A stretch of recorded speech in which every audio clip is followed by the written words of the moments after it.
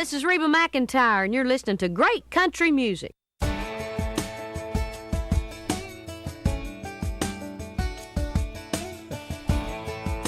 right. She was a South Georgia stunner, hotter than hell in July. We tasted heaven that summer, then said goodbye, and I don't know why, 'cause we'd parked down by the river, steam up them windows real good. Wish I could go back and see her, you know I would, Lord, if I could. Take it on back, take it on back, take it on back to where the grass is greener. Take it on back, back to when she and me were true believers. Loving all the things that come with it, moonshine kisses, man, I miss it. Take it on back, back to the best I ever had. Take it on. Take it on back. Yeah. Well, I wonder if she ever wonders if I'm thinking about her too. 'Cause I'm thinking I still love her if she only knew all I wanna do is take it on back, take it on back, take it on back to where the grass is greener. Take it on back, back to when she and me were true believers. Loving all the things, shine kisses, man, I miss it. Take it on back, back to the best I ever had. Take it on, take it on back.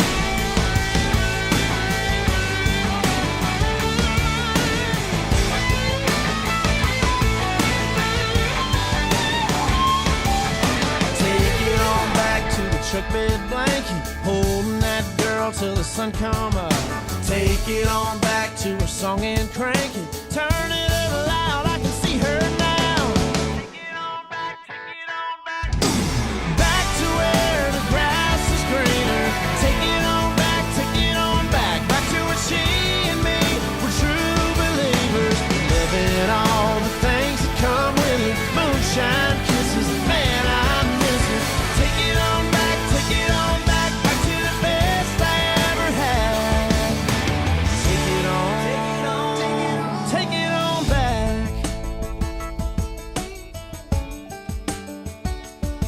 it on back. Take it on back. Take it on back. Yeah, I said take it on back. Whoa, yeah.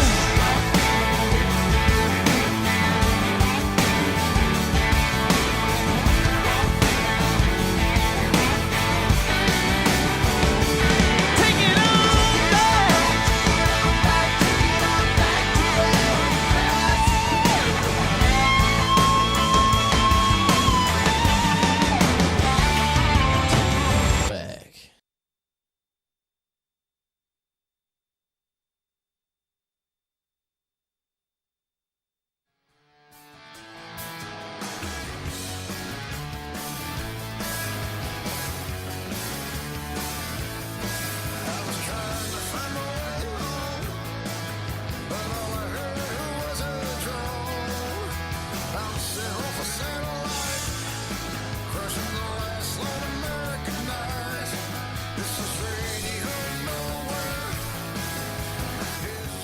And good morning and welcome to Sports Talk. David Keever along with Terry Reinhart, Kevin Hastings, maybe Jason Barber on the way. We'll check into that in a little bit and see what time his flight's due to arrive here at the Wet Studios in Cherryville. He's kind of laid back this morning since Kobe's done for the rest of the year. Well, is that going to make a difference? Not really, but that Well, takes for off Lakers about fans, they can't watch him. yeah, That's takes all off reason about to watch. 15 or 20 points a game that they score. Did you see his tweet? Said he said that's what he gets when he passes too much or torn rotator cuff. Yeah. Should pass with the other hand. Out for the year. Quite a few interesting things, and we'll wait to see if Jason is going to get here to talk about some NBA. course, Jason, our NBA guru, follows it very closely and very tightly. How far are we from All-Star Weekend in the NBA? Is Next. Yeah, the week after the before, Super Bowl? After Super Bowl, 15th, yeah. It's the week 15th. after Super Bowl. week Yeah. after the Super Bowl. So that's drawing near, and that doesn't actually that's the unofficial halfway point. But I think every team will be beyond halfway. Will they not? Well, I think they're already beyond halfway. Oh, yeah, some the teams, the All-Star break's always past the halfway Yep. point. So I guess they always want to make sure it don't interfere with what's going on the football field, because they probably would lose so many viewers and folks that pay attention to it. But yeah, we'll talk about that in a little bit. A lot of things going on. Of course, the one big story was the Cleveland Cavaliers last night with a record. Had their largest margin ever at halftime, and it just happened to be against the Charlotte Hornets last night. So we'll talk about that a little bit coming up. Yeah, Thompson scoring 37 points last night in one quarter. How many? 37. Yeah, you For hadn't seen Golden that yet? State. And a quarter. Yeah, In a quarter. 37. He was 11 of 15 from 3. I'm reading For it the right game? now. Hey, for the As you game, guys yeah. speak Yeah, he about was it. 13 out of 13. Yeah, in the third quarter, In the third 13 of quarter. 13, David. Just unbelievable. You ought to see it. Steve Kerr said after the game that, he played with Michael Jordan. He saw him do amazing things. He said, I never saw him do that. NBA record It'd be before, hard to copy. Well, the NBA record before that was 33 points in a quarter. And so he broke that by 4. The way I see it, he should have had 148 points. Well, yeah. Come on, let's get with it, right? No, yeah, the bad thing is he only had 52. So he ended up That's still 52. not bad. Hey, but he ended the third Not quarter. shabby. Here's what's bad about it, though. He ended the third quarter with 50. Ended third Or quarter 49. No, 49. Then he hit another 3 in the fourth quarter. Well, let me That ask was you it. this: were they winning handily, and he gets Ah, pulled Yeah, well, out? second they- game they- was were they? pretty Yeah, they probably were, Okay. Terry. Yeah. Probably came out. and Well, didn't when he was hitting those, take Steph any was on the shots. bench. He wasn't even in the game really hardly for half those. Yeah, 126-101. So winning rather handily. Lots to talk about. Of course, we got the NFL. The championship games were last week. Super Bowl coming up in 8 days now. 8 days from now. But guys, I got to start this morning with a couple different notes of sadness. We lost our own Tim Biggerstaff Yes. earlier in the week. Yeah. What I always knew about Tim, a couple things. One, he was gonna keep you laughing. He was gonna keep you laughing. He was. I saw in his obituary in one of the newspapers it said always got the last word. Tim always was one of those that liked to get the last word, liked to pick a lot, liked to, whatever it may be. But also loved his sports, and I remember when I first started doing this, that's who I was doing my ball games with, was Tim each and every week. But, I don't think any of us knew Tim when he wasn't battling, some health issue, some problem in his life. Always got the health problems came at such an early age for Tim, and he was a battler, though. He fought a hard, tough life, and, but still gone from us way too early. I think age 54. If I'm not mistaken, is what it had Tim listed as, and gone from here way too early. But man, I told Rick last night. I said, he'll be missed, but he will be remembered for a lot of sharp wit. Well, you're right, and I want to say personally, growing up, Tim and You Milton probably Baker. knew him from the time you were walking. Yeah, well, no, we weren't really with WLN that early. A little bit closer towards when I was like 10 in my teens. I started when I was 13 and 15 doing play-by-play. Actually, Tim was one of the ones I started with, and he was always great. One of the best people that that I ever worked with as far as on ball games. He taught me a lot of stuff at an early age. So I'll always remember Tim for that. And I could tell many stories, but I'll share that with the guys later. It's one I'll have to tell off the air. A moment in radio where he had me and himself both Very tore up funny. laughing. Very funny. That the volume buttons just had to go down for a couple pitches. It was during a Legion baseball game, so we were just laughing so loud at something he said, and it was all about a misunderstanding. So. Many of those came throughout the years. I mean, he was very comical and didn't hold back. Didn't hold back the criticism, which you gotta And love. he was one of the, you always hear about true blue Tar Heel fans. He was one of those. I mean, he And I still believed liked in, him. Yeah, Didn't you? I did. I mean, what most of the stuff he would say Listen to would y'all, be too. funny. I mean, Oh yeah, he loved It his Tar was. Heels, no doubt. He really did. He loved the Tar Heels, especially on that basketball court. Also, last night, we see going across the bottom of our screens, Ernie Banks, Mr. Cub, 83 years old. Don't know what his health situation was in his last years, months, whatever it may have been, but like you said, Terry, 83, that's a pretty good life, a long life. We don't know if it's just natural causes, if he was suffering with cancer, heart attack. We may hear that later. But just, one of the most respected, one of the most well-liked people in all of sports. Not just on the baseball field, but just I bet even Kevin respected Ernie Banks, even though he wore the rival blue and red. Well, he played way before I know he ever was. thought He was. I ever saw it. So I was looking up some background on Ernie Banks. I'll get you some here in a little bit as far as between him and the Cardinals. I think he had a ruined 1 year, at least off Bob Gibson. Something about a big hit or something. I was looking up a minute ago, but I'll get back to you on some more stuff on Ernie here in a minute. 2-time MVP. I do want to say that just off the top, looking at it. 512 home runs. What position did he play? I want to say first base. It goes way back, and I'm having a hard time remembering. But I want to. Well, it seemed like he might have been a shortstop for a long time. Yeah, I thought he was in Yeah, it seemed like he might have been a shortstop. I'll get it up. Yeah, 512 home runs in 19 years, and you know what? If that is from the shortstop position, would that not be probably the most all time? No, I would imagine Ozzie Smith has that. I don't think he's a shortstop. Let me find out. Ozzie Smith, Yeah. You ever heard of him? 500 home runs. Oh, I thought you said All-Star. I thought you were talking All-Star appearances. No, home runs. No, that's what I'm. Maybe I'm looking I'm not at sure that. Ozzie hit 12. Maybe I'm reading Ernie that. Banks plays shortstop and first base. Yeah. Okay. Okay. And his later years, of course, first base is, as they say, Father Time always wins the battles, and of course, it moved him from shortstop to first base. Well, But still A-Rod might have able that. to- Probably has that record on True, the most for but- shortstop. But now, maybe not if you just consider when he's playing the shortstop position. I can look that up. All those years with the Yankees. Google. At third base, right? But Ernie Banks, another guy that it's sad for the younger people today, like Kevin, who's a baseball fan, and many others that didn't get to see him play, or at least just to get to hear him speak, because his famous line was "Let's play too." He loved baseball so much he would have played a doubleheader every day.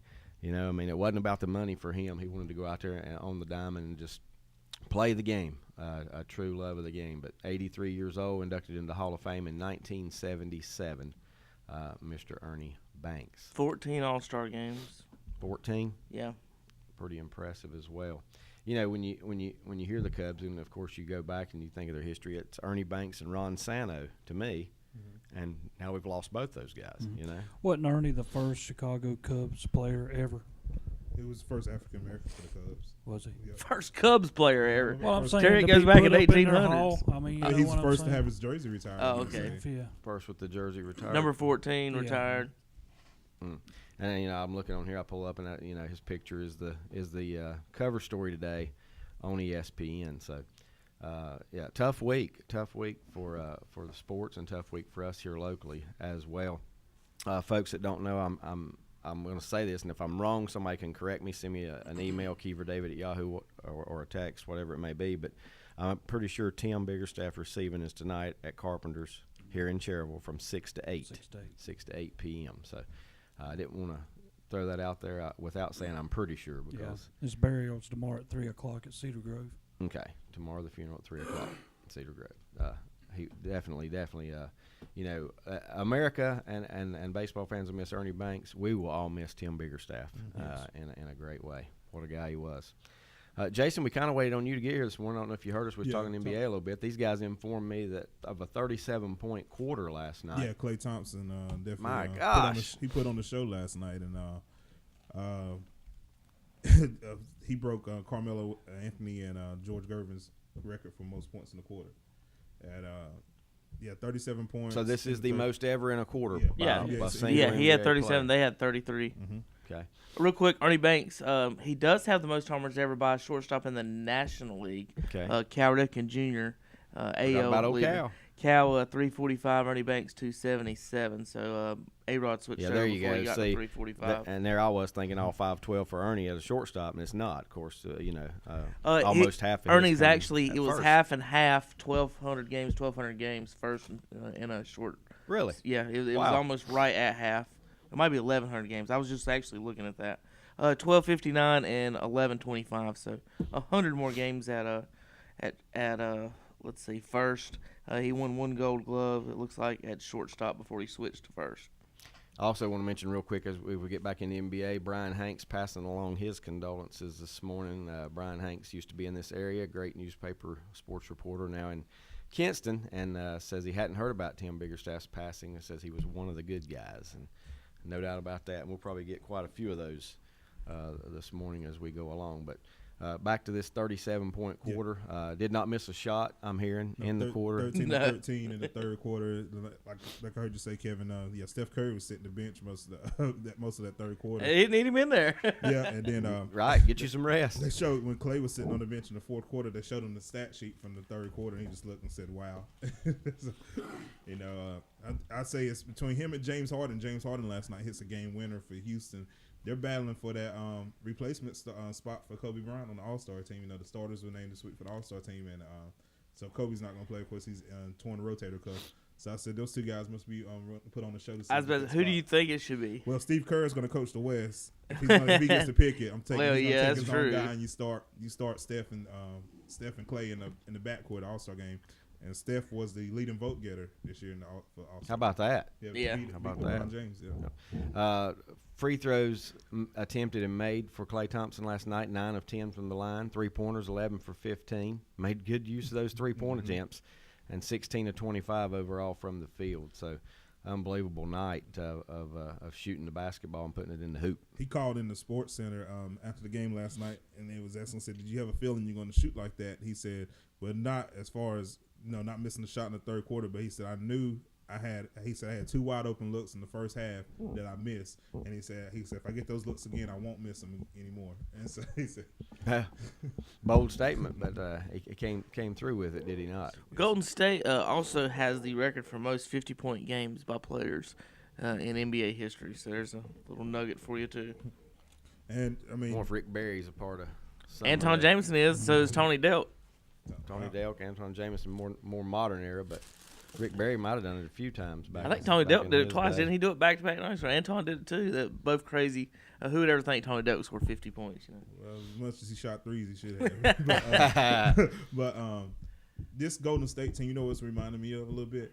The Tampa Bay Bucks from the 02 Bucks. Think about it. Super Bowl champion Yep. Bucks. We had a first-year head coach, new head coach, and John Gruden taking over. They win the Super Bowl. Look at Mark Jackson gets fired. They bring in Steve Kerr. Right now, the Warriors have the best record out west. They're on pace.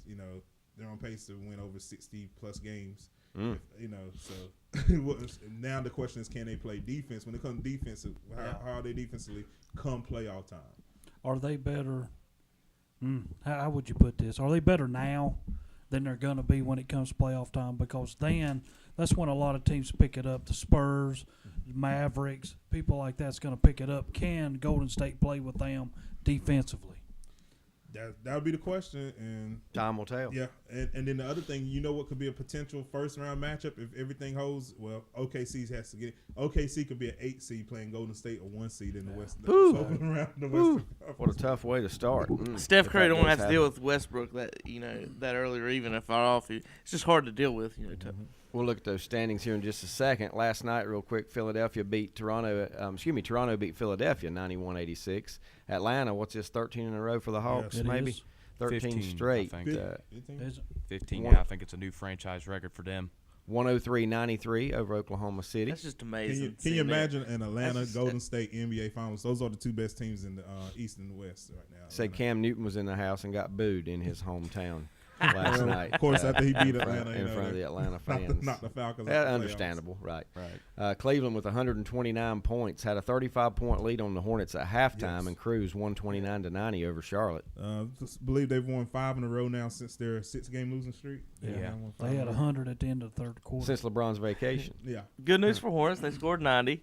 Yeah, I guess. Bad news is, hey, if I Good just news is they're still a half a game out of a playoff if spot. I just slide it down where you can only see the Hornets 90, it looks okay. But Yeah, that's the what I'm bad part saying. is it shows Cleveland score And points good on news here, for the too. Hornets tonight. They play the Knicks, so I mean that should 3 be a straight win. for the Knicks. Yeah. 3 in a row. 3-game winning streak for the Knicks. Wow. If they lose to the Knicks, you got to fire Steve Clifford. Nah. I mean, it's way under expectations this year, Well, and well, you get beat by the Knicks. Well, I say who you going to hire, but there's a coach. There's a guy out there, Mark Jackson. Mark He's out- Jackson. he's Yeah. out there. Just Michael looking. knows he's tough. I mean, Yeah, just what are you, waiting. third all-time assist or something like that? I Just mean, he's- waiting on a job, isn't he? Yep. Also, last night, guys, Miami beat Indiana 89-87. New York Knicks do win third in a row, beat Orlando 113-106. Chicago over Dallas 102-98. Seems like Chicago's picked it up a little bit since the meltdown earlier in there the was week. a note on that Rondo was benched in the fourth Yes, quarter he was. in clutch time. which Coach's I don't, decision. I understand it because he can't shoot sometimes, but it just or I don't know. Well, Was it an attitude I thing? was Jason, going to did say, you see anything was like it that? because of the shooting and the performance, or was I it don't know. because of Rick Carlisle said no, it's his decision. That's the way it's going to be. attitude came to my mind first when you said that. That was the first thing that popped in my mind that maybe the attitude. Maybe wasn't he's getting it. found out what Boston found out. New Orleans beat Minnesota 92-84. He's a playoff player anyway, though. San Antonio over the Lakers 99-85. Boston 100, Denver 99. Houston 113, Phoenix 111. A lot of points in that one to lose by a point. And Golden State, as we mentioned already, 126 to Sacramento's 101. If we do take a look at the standings here, and Jason was mentioning what could be a matchup, we've got let's see, We got a long way to go. 43 games in, so 39 left for and that's rough. That's close for both teams. Some teams have played 44, some 43. It looks like on here there's a 45, so right in that range, just beyond the halfway mark as far as the regular season goes. Of course, the playoff season takes just about as long as the regular season. Atlanta in the top position, 36-8, 15 straight wins, unbelievable. I don't know what you can say. 19-3 at home, 17-5 on the road. They have been one of the most consistent teams, the most consistent in the Eastern Division. Atlanta, Washington, Toronto, Chicago, Cleveland, Milwaukee, Miami, Brooklyn. There you go. Chicago and Cleveland if it ended today. Yeah, how about that? Get a 4 or 5 That'd be a matchup. good one. Yeah. Chicago, Cleveland, Toronto will be playing Milwaukee, Washington, Miami, and Atlanta taking on Brooklyn. That is if it ended today. Now your Hornets are just a half game out of a playoff spot, so they're just right on the outside looking in. But I tell you, it's a jumbled pack there with Detroit, 1 game out of a playoff spot. Boston just 2 games out of a playoff spot, and even you go down to Indiana, and they're not that far out of a playoff spot either. And these are teams that have only won 15 games in the Eastern bracket. I know he's not going to come back and play this season, but I've already seen footage that show Paul George, after that gruesome leg break he had this summer, he's already back out on the court shooting and everything. It's like, wow. Well, medical technology gets better each and every year, and we see that each and every year. ACLs 7 months now, where they used to be a year plus. So, good to see. Western Conference records look a lot better. Even your 8th place team is 7 games over 500. That's your Phoenix Suns, 26-19. In order, 1, Golden State, and they have a comfortable lead on the next group: Memphis, Portland, Houston, Dallas. How about that matchup, Terry? Houston and Dallas. Clippers, San Antonio, and Phoenix. Well, when I'm looking at that, the only one that I think would win out of the top 4 is Golden State. The other 3, Memphis, Portland, and Could be trouble. Houston, would all lose Could be trouble. in round 1. Golden State would be playing Phoenix, Memphis, San Antonio. Nobody wants to play San Antonio in the first round. Nobody wants to play them in the finals. And Memphis always struggle with San Antonio. There. Portland and the Clippers, and then Houston and Dallas, and they actually have identical records right now. Both teams are 30-14, but a lot of changes could come. Don't you guys expect to see? Where's Oklahoma City at? I'd say Durant. Oklahoma City's 3 games out. They and New Orleans both are 3 games out of a playoff berth. So And while we're Still going to be a lot change in that West. Mm-hmm. And before we close out the NBA, the All-Star starters were announced this week. Leading vote getter for the West, like I said, leading vote getter overall was Steph Curry. He'll be at the point guard position. Kobe Bryant, shooting guard. Blake Griffin, small forward. Anthony Davis, power forward. Marc Gasol, center. In the East spot, John Wall, starting point guard. Kyle Lowry, shooting guard. LeBron James, small forward. Carmelo Anthony, power forward. Pau Gasol at center. So the Gasol brothers How about that? centers in an All-Star game. Has that ever happened before? Nope, Yeah, first time. Who's the East small forward? LeBron. Pretty impressive. LeBron could be smaller power. I think they just go big man and guard. What's small about LeBron and Blake Griffin? That's what I want to. Nothing. Boy, basketball's changed, hasn't it? They're Yeah. small forwards. They had LeBron at the center last year. Yeah. Well, I think now they changed it. They don't specify position. Just say guard and forwards or guard and big man. That's it. And so they don't. As far as what's on the ballot, question is. Well, there's no such thing as a center now. You know, there's about 5 of them left. But question is from the East: does Kemba Walker have a shot at getting one of the reserve guard spots? Slim shot. He shouldn't. And then out west, who's going to get those other guard positions? Like I said, no James Harden, Klay Thompson, and Russell Westbrook, and Tony Parker still out there. Damian Lillard, and also what we mentioned, not in the starter, not voted as a starter. No Kevin Durant. So will he even? No, can he get in as a reserve? Who's those West starters again? Steph Curry, Kobe Bryant, Blake Griffin, Anthony Davis, and Marc Gasol. And Kobe Bryant, of course, is in. How can Harden not be? It's a bit, like I said, in that between group? Harden, My gosh. Harden and, Leading the league in scoring. Yeah. He's usually the guy that gets to start. Yeah, exactly. And, Well, and it seems like every time I watch a Sports Center highlight, his name comes up first too. I mean, And it's don't not forget, like you don't get we're publicity. voting for all that. Well, So, fans vote for the starters, and then That's true. Yeah. There you go. That's why true. Kobe's still on there. That's Just to show you how ludicrous it is, Jeremy Lin got twice as many votes as Jeff Teague did in the All-Star voting. and Jeff Teague's playing out of for his Atlanta, mind. Right, for yeah. Atlanta. Lynn got benched last night too. He's probably going to get traded too. Yeah, I would imagine. He should.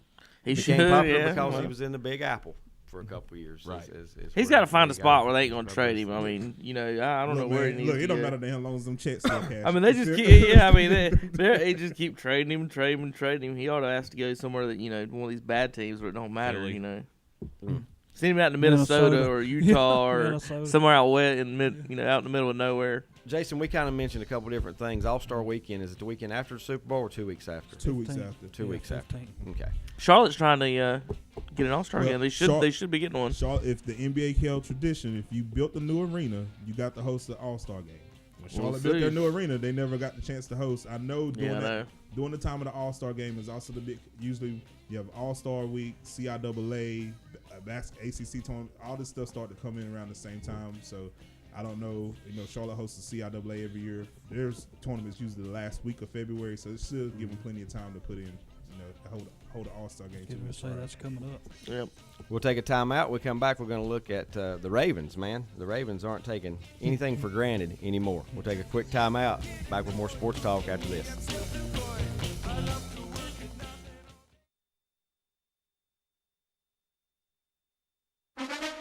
Are you ready for some football? The Super Bowl party starts at the Captain's Cap Family Seafood Restaurant with locations in Denver, Belmont, and Gastonia. Call now and place your Super Bowl party orders now. Chicken tenders, shrimp, and yes, wings. Trust in the name you know. It's not a trend, it's a tradition. Serving you for 32 years.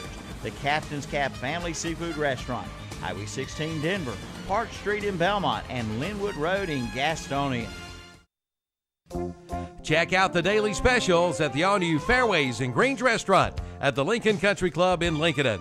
Monday night is 45-cent wing night, dine-in only. Tuesday is Taco Tuesday. Wednesday night is live trivia starting at 7:30. Thursday night is Sandbagger Steak Night with ribeyes. And Friday night is Pasta Night. Salad, bread, and pasta, all for $6.95. Takeout is available by calling 704-732-4662, extension 4. The new Fairways and Greens restaurant at the Lincoln Country Club. The old saying, you can't keep a good man down, now applies to Brookwood Cafe and Catering. The new Brookwood Cafe and Catering is located on Providence Mill Road in Maiden, featuring the same great food and service you remember. The world's greatest fried chicken and world-famous penny browns once again satisfy your appetite. Brookwood Cafe and Catering is serving the same great breakfast, lunch, and dinner. Brookwood Cafe and Catering on Providence Mill Road in Maiden. Stop by before the game or call ahead for your tailgate items, 828-428-8944.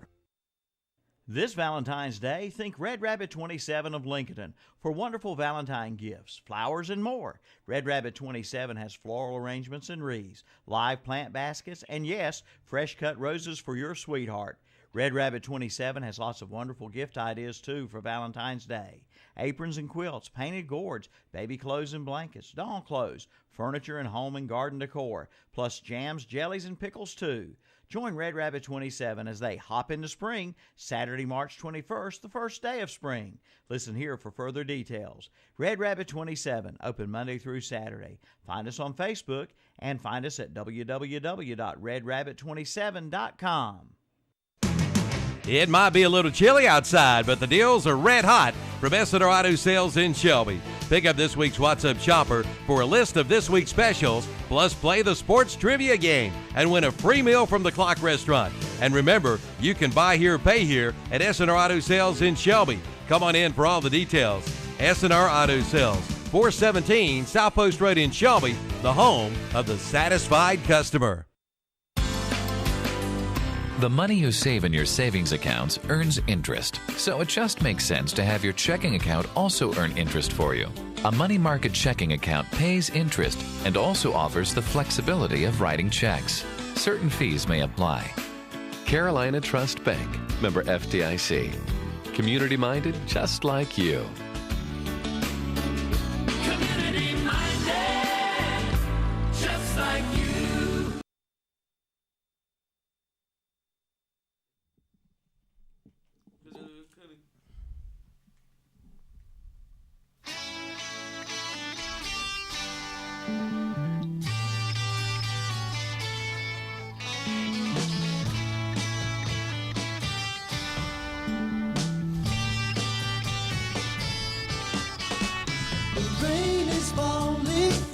And welcome back to Sports Talk. And yes, the rain is falling. Been falling for over 24 hours now, but supposed to clear up later today. Clear up, get some sunshine maybe for the next few days. You take any and all we get this time of year, right? As we went to break, I was talking about the Ravens not taking anything for granted anymore, you know, with Ray Rice issue they went through and character issues all throughout the NFL. Terrence Cody was released on Friday for animal cruelty investigation. Now, I've been checking here. I don't know if you've beat me to it, Jason, and found anything that tells exactly what it was. So far, all I'm seeing is it involves a dog. So, you know, nothing taken for granted anymore. Teams just we're finding out, guys, teams just aren't going to put up with anything, any kind of misconduct anymore. And they should. Nope. I mean, they should. It's sad to say, but what I was going to say in that with, especially if you're a, you know, middle of the line player, if you're not, you know, I mean, if you're an all pro or a. I mean, come on, if that's Joe Flacco, is he released today? No, he's not. Okay. No. That's what I'm saying. That's why middle of the road. I don't know. Now, I mean, I'm gonna say they didn't immediately release Ray Rice, and then I thought the backlash. Now they made just like. And it depends on what it's about, y'all. If it's like a DUI, like Ty Lawson just got caught again. I mean, you know, but here we go. Ty Lawson got caught for a DUI, and you know, are they gonna do anything about that? No, they'll fine him or bench him or something, but they're not gonna release him. But when you go into dog fightings and abusing your wife and et cetera, I think a lot of sports are getting to the point that they're just not going to allow this. And I think they have to step up because too many people are watching now. Could this be the worst year ever for the NFL as far as taking a hit to its image? I can't think of Pretty another good. year. Yeah. I'm trying to end it on a sour note here too. I'm about to say it started on a sour note the season. Except for the 3 years the Redskins won Super Bowls, I can't think of anything else. Hey. What do you think, Terry? Well, that's been so long ago they can't remember. Jason probably wasn't even born. Yeah, hold on now. It's been a 20-year gap since Dallas last Super Bowl win too. So well, it's been 21 for the Redskins. I wasn't born. Hey, we got one running the board in there that Wasn't born. Yeah. That's right. He knows exactly what we're Since talking the about. Redskins or the Cowboys. He's in there saying who? Hey, what year was you born, Evan? They actually 1997. they actually- 97. There you go. The Carolina Panthers are older than Evan. Right, just They by are. 2 years. Yep, they sure are. How about that? Man, you getting old, Evan. Yeah, I wish I was as old as Evan. Don't you guys? I guarantee my that. first job in '97. Wow. You know, obviously, it's kind of a shame as far as the NFL goes with the Super Bowl coming up, and this week, of course, the biggest week. Let's face it, of the season for the NFL. I mean, this is what it's all about. To get to Arizona, you got Super Bowl week. You got everybody in the media in the world set up doing shows and things, and. Tell me what they've come out for Lynch. I know he's got Tuesday, Wednesday, and Thursday. He's got to talk to the press. They've already put stuff in place if he does not. Well, I mean, all he's going to do, two things. Okay, the rule is he's supposed to speak to the press. Everybody know Marshawn Lynch does not like to speak to the press. One, why you keep pressing the issue when you know he's not going to speak to you? Why But do he's you going to keep get putting- fined. He's going to get fined, but he's going to go When he quits grabbing his crotch, he can quit complaining You know about what, Kevin? the I was press. getting ready to say the same thing.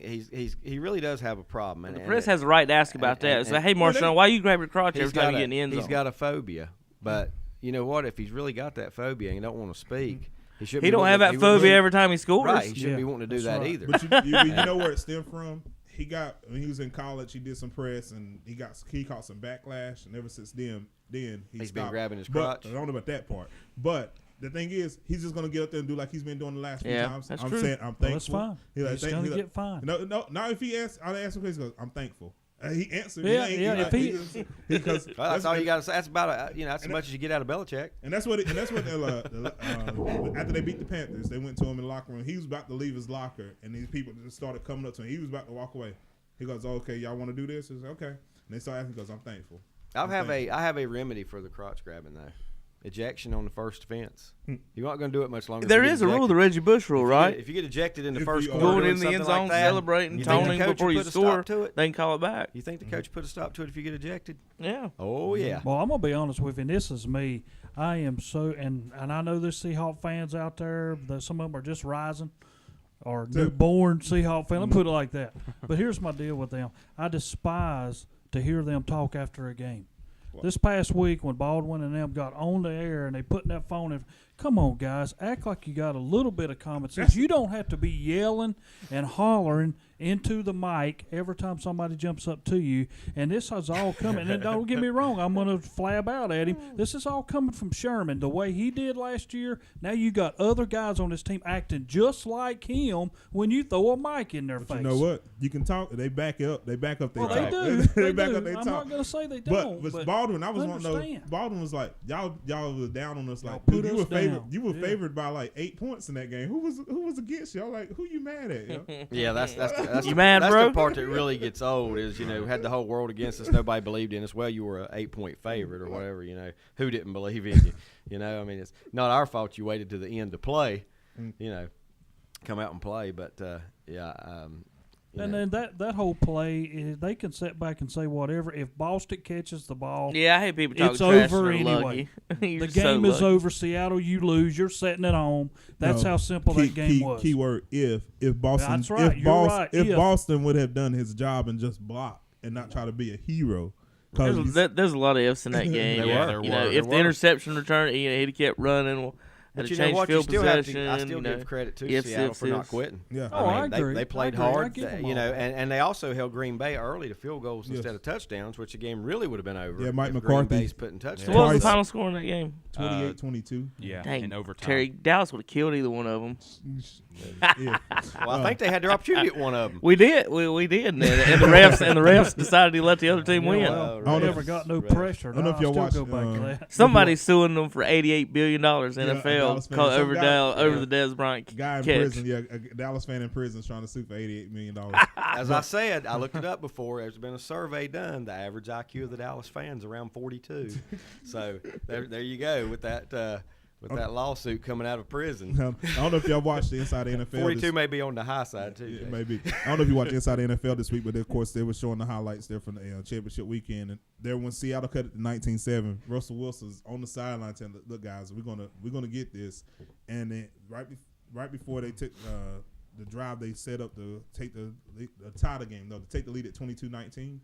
Russell is on the bench talking to Marshawn. He goes, "Look, man," he goes, "run that same route. It's there." And the little wheel route, he said, "It's there, and I'm gonna hit you." And then next thing you know, bam, he said, "All right, I got you." Mm. Well, I'm good, and don't get me wrong, I like Russell Wilson. I mean, he come from state, then he went to Wisconsin, et cetera, et cetera, et cetera. He claims the Badgers, Terry. Why does he claim the Badgers and never NC State? Nah, I think they didn't want him there. Actually, nah. If you watch it, you'll find out next Sunday on Super Bowl when NBC's holding the Super Bowl and when they introduce themselves. And you know what he says? A pack full of Badgers. Yeah, I'm from a whole pack of Badgers. So I guess maybe he is including both. Well, State didn't want him there. They had Glenn and they ran him out of town. To do that. You had Glenn and O'Brien was in a tough situation. He was. They had more starting quarterbacks in the NFL at the beginning of the season than anybody. He had an Urban Meyer problem. I mean, that's what I'm saying. He was kind of in a bad situation himself. I figured you would be pulling for Seattle, Terry. You got I'm not. Sweezy, you got, oh God, you don't even want to go to Hauschka, Seattle. You can take Carroll, and I'm telling you, buddy, You're pulling for the cheaters over the trash you're talkers. Exactly right, man. Terry pulling for the cheaters over the trash talkers. All I know is about that cheating stuff. They blew them out when they filled the balls full. Well, yeah, but does that go back to the Baltimore game? I mean, they barely squeaked by in the cold with deflated balls. I mean, you got to think about that. What about all the other games? I'm telling you. How tired are you guys of hearing deflated Very tired. footballs? I mean, I am, but I'm not because it is the Patriots. Yeah. Is that why it's a big that story? That is. Yeah. That's exactly why it is. I mean, it keeps happening. The Colts that did it last week, even if the Colts would have won. Don't talk me greatest quarterback ever when you cheated. Don't talk me greatest coach ever when you cheated. I mean, all that goes out the drain. I don't care how many Super Bowls you get to and win. And what I heard, the Colts made mention to the NFL after their first matchup earlier this season. Right. Supposedly that when they intercepted Tom Brady and the guy took the ball back to the sideline and gave it to the equipment manager, that's when the equipment manager noticed, hey, football ain't quite, doesn't seem quite right.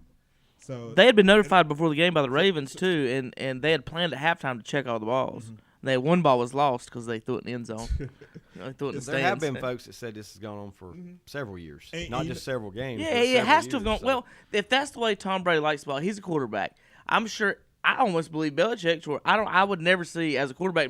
I wouldn't go to the coach and say, "Hey, can we take some air out of the balls?" No. I would go to my assistant manager and say, "Better for you if he don't know just make it a little bit lighter. I just need a little give so I can get my thumb pressure on it, and so I can throw it a little bit better. Because when it's cold." And when it's rainy, it's really, really hard if you have smaller hands to hold on to that football. Not everybody's got gigantic hands. Yeah, if you heard Aaron Rodgers this week, he said he prefers the ball to be pumped up extra. He likes the ball. See, I like a softball like Brady does. I've got smaller hands. Rodgers admitted I'm probably in the lower 10%, but I like it to be about as tight as you can get it. Yeah. I grip it. And some people do. I played with Kent Bowen. Kent liked his balls almost like they were 30 years old, like a sock. But he could throw the ball 75 yards like that. He was a big round ball. Tavar Bell, he liked his really skinny and really hard, about break your hand when he threw it to you. So, but his hands were gigantic. So it depends on your hands style, your grip style, all of that. And I'm sure Tom said, "Hey, equipment manager, take a little bit out." I don't know if they ever said, "Hey, go down to 11 psi." If it got down to that. Because Brady. I mean, I know Belichick somewhat threw him under the bus in his press conference. Like he did. You have to talk to Tom. Yeah, he did. Well, that's my point. Belichick might have never known about it. And then Tom was probably like, "Well, he goes, I like my footballs at 12.5 psi. They're just perfect." But then they asked him, "Well, then could you tell a difference when it was?" Does there need to be a regulation on this? I think there should be a yes and no. There should be a minimum, not a maximum. Yeah, I like that. I mean, I just wonder if there should be because it does change things. It's not fair. I mean, but like I said, for the smaller like they like it the best. But that's what it is. What's wrong? And if NFL will probably do that one day because they're all about offense. If they let you do that, you're going to start having all these shorter quarterbacks are going to be able to play better and run better and throw the ball better. That's going to take out the pocket passers. I mean, that's the point of the NFL football. It's bigger, rounder, fatter, slicker. If you can't hold it, there's a lot of college quarterbacks that can throw a college ball. They can't even hold an NFL football. I can barely hold an NFL football. But haven't we seen all the rules change to benefit offense? Well, that's true too. Oh, it is. So who knows? We may see that happen. I don't think they'll say no minimum, but I think they might take it down to 10.5 or something. Who knows? Well, you know what? I mean, this has evolved over the years. That before the NFL, the NFL provided the game balls, and both teams use the exact same balls, footballs and stuff that these for the K balls, and then they switched because Seattle was. Please say footballs for the benefit of our show. Yes, because Seattle was running out oiled up balls for Tony Romo to hold in the playoffs, wasn't he, Terry? That's why the K balls started. But then the league came. They said they got to the Super Bowl.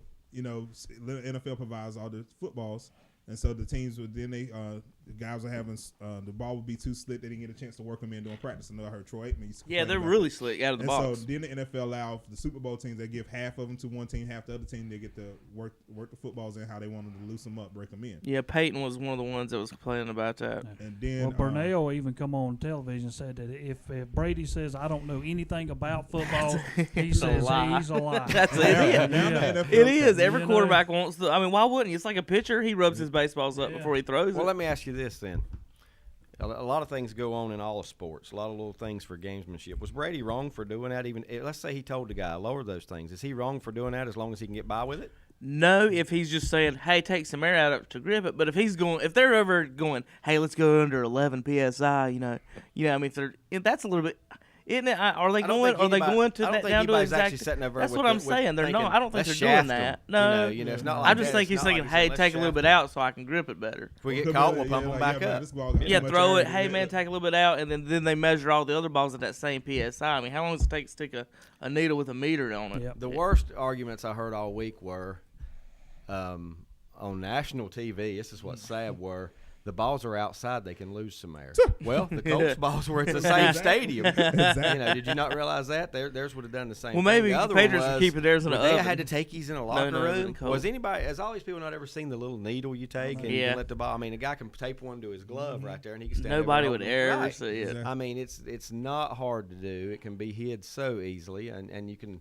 I don't care if there's a referee standing beside you. You could just about do it and him not know it. Yeah. I mean, it's not hard to do. Officially right now, we're calling the NFL. Us four are going to get briefcases.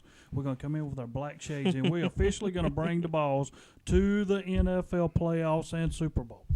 Well, I'm Call doctoring them mine right up. now. We can do this. I've been paid off. I'm doctoring mine up. Well, it's not hard to fix this. It's not hard to fix this problem. Just. And what was the news this week? Brad Johnson, a Tampa reporter, re-released quotes from an article a few years ago when Tampa had a reunion for their Super Bowl team, and Brad Johnson was quoted that he paid equipment guys like $7,500 to loosen up, to doctor up the footballs. But he was on Dan Le Batard's radio show the other day, and he said, let me clarify something. He goes, him and Rich Gannon were teammates in Minnesota, right? So they known each other. He said, so before the Super Bowl, they were shooting a Got Milk commercial, and they were both heard how about the footballs being slick and not broken into, and him and Rich was like, well, we need to go ahead and get find a way so we can get the footballs prepared. And they said that's when they both decided they're gonna talk to the equipment guy, say, hey man, if you get a chance, can you break in the footballs for us? And that was it. And never asked them to take any air out, just try to get the slickness out of it. That makes total sense. I mean, you've got to pitchers rough up their baseballs. You just those balls out of the box are really, really slick and really hard to. Every sport's the same. Basketball is guys don't use a game ball when they take it out. A basketball for a game ball when they take it out of the box. They want to get some wear and tear on it. Yeah, and the thing I don't like about this. The score was 45-7. Yeah. In that game, but not the Ravens game. I mean, how far back is it? Every game? But the Ravens never complained about it. Well, they actually behind the scenes they did. Yeah, a little. But that's the issue. How is it every game? Are they saying, "Hey, let's go to 11"? Remember that in the Ravens game, that pass to the field that was like perfect pass. Yeah. Could it have been because it was a perfect pass because it didn't have I mean, it makes a huge difference throwing the ball. I'm telling you, but it's a difference of whether are they conspiring to be under the limit, or is it just, hey man, take a little air out of my ball so I can throw it better? I mean, which one is it? The Patriots are habitual line steppers. They on that line. they're pushing the line right now with the that's the whole problem with the whole situation. That's what Troy Aikman was Patriots again, and they're like under a microscope because it's always there's always a little bit. They just talked about 2 weeks ago in the game with the offensive lineman. They went back to putting in eligible receiver Yeah. numbers and making them ineligible to try and confuse defenses. So. Yeah, and Hey, read a rule book, bro. We'll see. That's right. We'll see what's up. What kind what of tricks the they try to do competition to Seattle. committee. I bet you that's the first thing on the agenda for the competition committee coming up. This when they go to their. It needs to be find better referees. We're going to take a timeout. Big night Change the last stupid night. rules. Big night last night in high school basketball. We're going to take a look at high school basketball when we come back.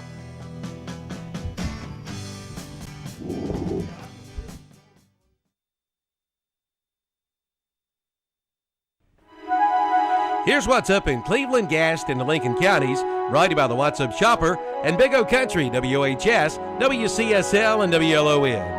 The next Memory Bear Workshop, sponsored by Hospice of Cleveland County, is set for Thursday, January 29th from 9 a.m. till noon, and then from 4 to 7 p.m. at the Hospice Cleveland County Administration Building. Participants will have the opportunity to make a teddy bear out of a loved one's shirt or other article of clothing. For more information, call Hospice of Cleveland County at 704-487-4677. And the Cleveland County Arts Council presents their Big Chill Casino Night, set for Saturday night, January 24th at the Cleveland County Arts Council on South Washington Street in Shelby. The event will be held from 7 to 11 p.m. For more information, call the Cleveland County Arts Council at 704-487-2787. And that's What's Up, brought to you by the What's Up Shopper, Big O Country. For more information, go to whatsupshopper.com. It's been called the most intense and hard-fought games in all of college sports. Carolina by 1. Down low to Bryce Johnson. Goes underneath. Scores and he's fouled. From every close game to every blowout, it's all right here on the Tar Heels Sports Network. North Carolina Tar Heels, Duke Blue Devil, Clemson Tiger, and ACC basketball, along with the NCAA basketball tournament, right here on Big O Country and online at KTCBroadcasting.com. Brian Gillespie, a senior and member of the cross-country and track teams at Shelby High School, is the McDonald's WHS What's Up Shopper Scholar Athlete of the Month. In his 10th grade year, he won the state championship in the 1-mile run. Blanton has earned a 5.03 grade point average at Shelby while taking numerous advanced placement classes. Blanton is a member of the Beta Club, National Honor Society, Student Government, and Teenage Republicans. Upon graduation from Shelby High, Blanton plans to attend either Louisiana State University, Wake Forest University, East Carolina University, or the University of North Carolina at Asheville. He wants to study medicine and become a doctor. Blanton is the son of Philip and Tracy Gillespie in Shelby. He is a member of the First Baptist Church of Shelby. Among his community activities, Blanton runs with boys in the Runners Program at Jefferson Elementary School. The McDonald's WHS What's Up Shopper Scholar Athlete Award is sponsored by the McDonald's restaurants in Shelby and Kings Mountain, WHS, and the What's Up Shopper. It might be a little chilly outside, but the deals are red hot from S&R Auto Sales in Shelby. Pick up this week's What's Up Shopper for a list of this week's specials, plus play the sports trivia game and win a free meal from the Clock Restaurant. And remember, you can buy here, pay here at S&R Auto Sales in Shelby. Come on in for all the details. S&R Auto Sales, 417 South Post Road in Shelby, the home of the satisfied customer. Tuesdays and Thursdays are special days at Love's Fish Box on Shelby Road in Kings Mountain. On Tuesday from 4 to 9 p.m., come in and enjoy calabash shrimp with all the trimmings for only $6.99. And on Thursdays from 4 to 9 p.m., it's their hamburger steak plate for $5.99. And they pile it on big. Bring the family out for the best in seafood. Ask for the Tuesday and Thursday specials from 4 to 9 p.m. at Love's Fish Box on Shelby Road in Kings Mountain. We're community-minded. We believe in what we do. We love this town. We live in just like you. We're a community bank. That's why we always try to approach things from a community-minded point of view. When something is in the best interest of the communities we serve, it's good for us as well. We're community-minded, just like you. Carolina Trust Bank, member FDIC. Community-minded, just like you. We're community-minded, just like you.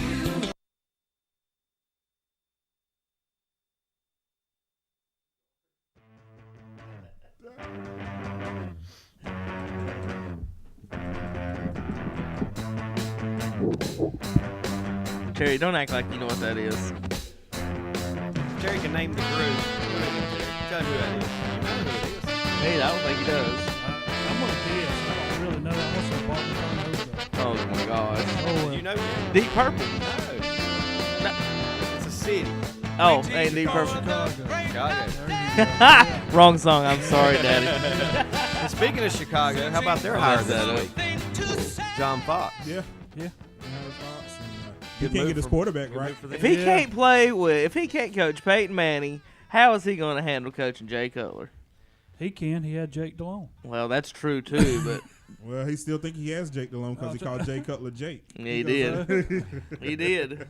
Well, then he's maybe trying to send him a message. We need to get you better so people really do know what your name is, you know. And I think it's a good hire, and I think it's a good move for Fox. You know, I think that'd be a good place for him. And Chicago needs a defensive-minded person. And they got Fangio. They from the need 49ers, somebody that'll run the ball to Forte, and he's going to do that. Oh, yeah. They have offensive weapons. I mean, it's just a matter of getting the defense and the quarterback straightened out. Well, you know, you talk to some people, and a lot of people say, well, John Fox, I mean, heck, he had Peyton Manning. I'm like, yeah, but he also had Jake Delhomme. And took him to a Super Bowl. To the Super Bowl, exactly. Richard Walker's favorite quarterback. I think he's an excellent coach, and I think he made good hires. He took his own offensive coordinator, Adam Gase, with him from Denver, and he hired Vic Fangio, the 49ers defensive coordinator. So they're in pretty good hands right now, and then I would Denver think. hired Gary Kubiak, one of their own. Yep. Somewhat surprising that he got a head coaching job this quickly, considering the way his tenure ended in Houston. How it went down. The man's still swirling, though, and not knowing what's going on is Doug Marrone. Yeah. Well, that was his fault. The Bills coach. Time out.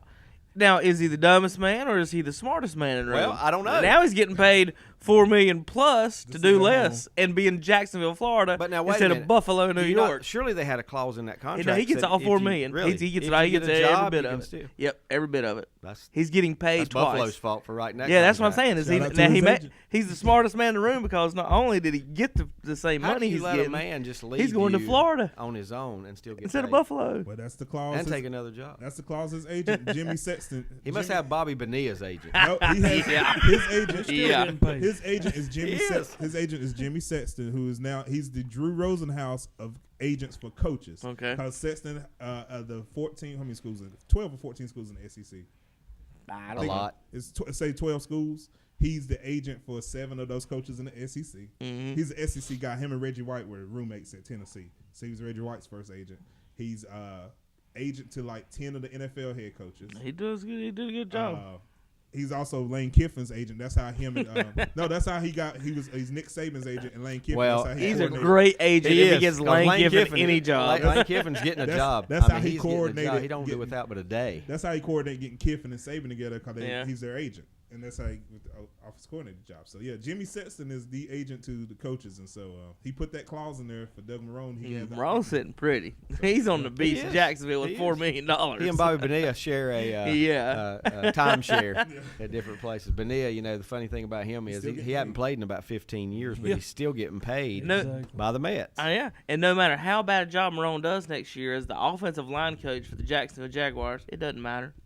He can do whatever he wants to. He really can. It doesn't matter if he did that. And now think about all the pressure if he was the coach of the Bills. I think he's the smartest man in America. Right. Him and his There's been a agent. lot more pressure with the Bills next year to make the I'll playoffs. go to Florida for the same amount of money, not do nothing. That's a good situation for Doug Marrone. But then again, I really did think in his mind he thought he'd be a head coach somewhere. Yeah, maybe. And I think he thought it would be the Jets, because of his background with the Jets. And they decided to go a whole different route. But big night last night in high school basketball. We got ACC basketball, college basketball coming up today. We'll talk about that some. But first, Terry's got a ton of scores from last night. Sure do. Friday night was loaded. East Gaston, this is girls. East Gaston 62, South Point 39. Shelby 50, Kings Mountain 38. Crest over RS Central 64-61. It was East Burke over Burns 73-51. It was Newton Conover over West Caldwell 63-42. It was Lincoln defeating West Lincoln 53-49. It was Lincoln Charter 52, Cherryville 19. It was Bandy 67, East Lincoln 46. South Airedale 64, North Lincoln 42. Ashbrook 61, Stuart Kramer 38. North Gaston 51, Hunter Huss 31. Thomas Jefferson 41, Highland Tech 35. And Bessemer City defeated Mountain Island Charter 65-43. In boys action, it was Bessemer City 68, Mountain Island Charter 24, High Brighton 71, South Caldwell 46, Highland Tech 63, Thomas Jefferson 55. It was drawn 55, Chase 43. Lincoln over West Lincoln 50-48. David and Emma have more info on that here in a second. It was Newton Conover 85, West Caldwell 77. Big win for Newton Conover. Lincoln Charter 64, Cherryville 49. It was North Lincoln 66, South Airedale 64. Ashbrook 67, Stuart Kramer 42. Hunter Huss 68, North Gaston 42. North Gaston 51, Hunter Huss. That don't look right. Yeah, let's say Hunter Huss 68, North Gaston 42. Yeah, it was Lake Norman Charter 66, Forest View 52. Shelby 74, Kings Mountain 59. Crest 55, RS Central 49. East Burke over Burns 74-54. South Point 59, East Gaston 42. East Lincoln no trouble with Bandy 77-39. Fretty Ford 64, Freedom 47, and Hickory over Patton 63-57. Terry, was it Hunter Huss boys you had the question on? Yeah, I got it. 68. 68-42. Yeah. I didn't know if that's. I had that wrote down twice. Probably the end of the third quarter on one of them. Yeah. Last night we had the Shelby at Kings Mountain game. Shelby upset Kings Mountain over there. We had that game broadcast live on 1390 AM and on ktcbroadcasting.com, folks. The replay is up on YouTube if you want to go on and watch that. We also have about 100 photos on our Facebook page, so just go to KTC Broadcasting on Facebook or YouTube to see photos or watch the replay of the game. Great game last night. Shelby, actually, Kings Mountain came out, hit the first 2 threes, came out like gangbusters, like they were going for the conference championship that they were, and then just Shelby put the defense on them, causing 22 turnovers. And so you go online and watch that on YouTube, folks. It'll be a good watch with Dan and Andy and myself. Next week's schedule on WCSL 1590 AM, it'll be Highland Tech at Cherryville with Milton Baker and Danny Aker. Let me confirm this with David. Bandy's at Lincoln next week, right. David, on WLON 1050 AM. As always, all of our broadcast folks, if you can't pick it up on the radio, you can listen online at ktcbroadcasting.com. You can also listen on your smartphones with a Ustream app. Just search KTC Broadcasting or search What's Up Shopper. It'll come up either way. And our final game of the night next week, we'll be back at Kings Mountain, and this will be for a pretty much first place matchup. Crest at Kings Mountain. Crest Chargers right now leading that conference. There are 2 games now up on Kings Mountain, and so it should be a good game. Eastburg, I think, 1 game back now. Kings Mountain, big loss last night. That it might have knocked them out of being able to get that number 1 spot. So that's next week's broadcast. Remember to listen to Highland Tech at Cherryville, 1590 AM, Bandy's at Lincoln, 1050 AM, and Crest at Kings Mountain, 1390 AM, and watch it on ktcbroadcasting.com. Yeah, Bandy's at Lincoln next week. Of course, Bandy's girls are top in that conference. Lincoln's still fighting for playoff berth, fighting for seeding.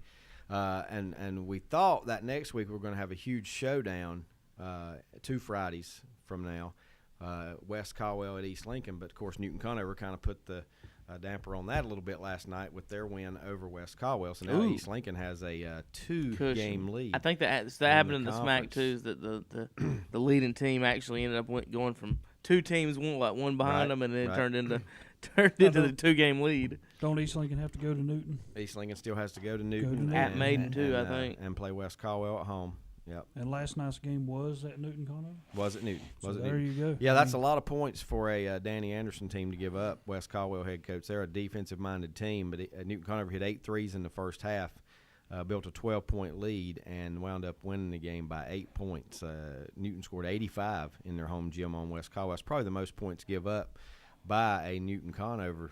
By a West Caldwell team in quite some time. And while we're on the subject of high school basketball, we're going to go to the telephone line now. We've got Lincoln head coach Bob Cowie on the line with us. How are you this morning, Coach?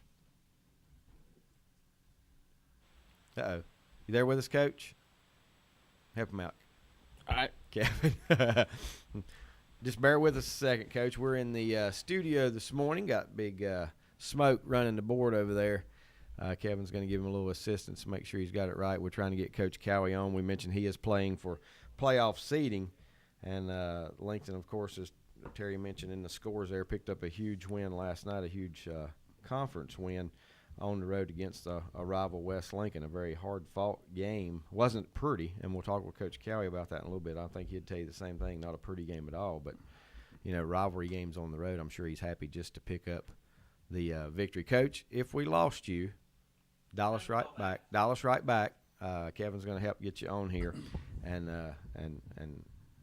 get you on and talk about that game a little bit from last night. Just real quick to look at some of these.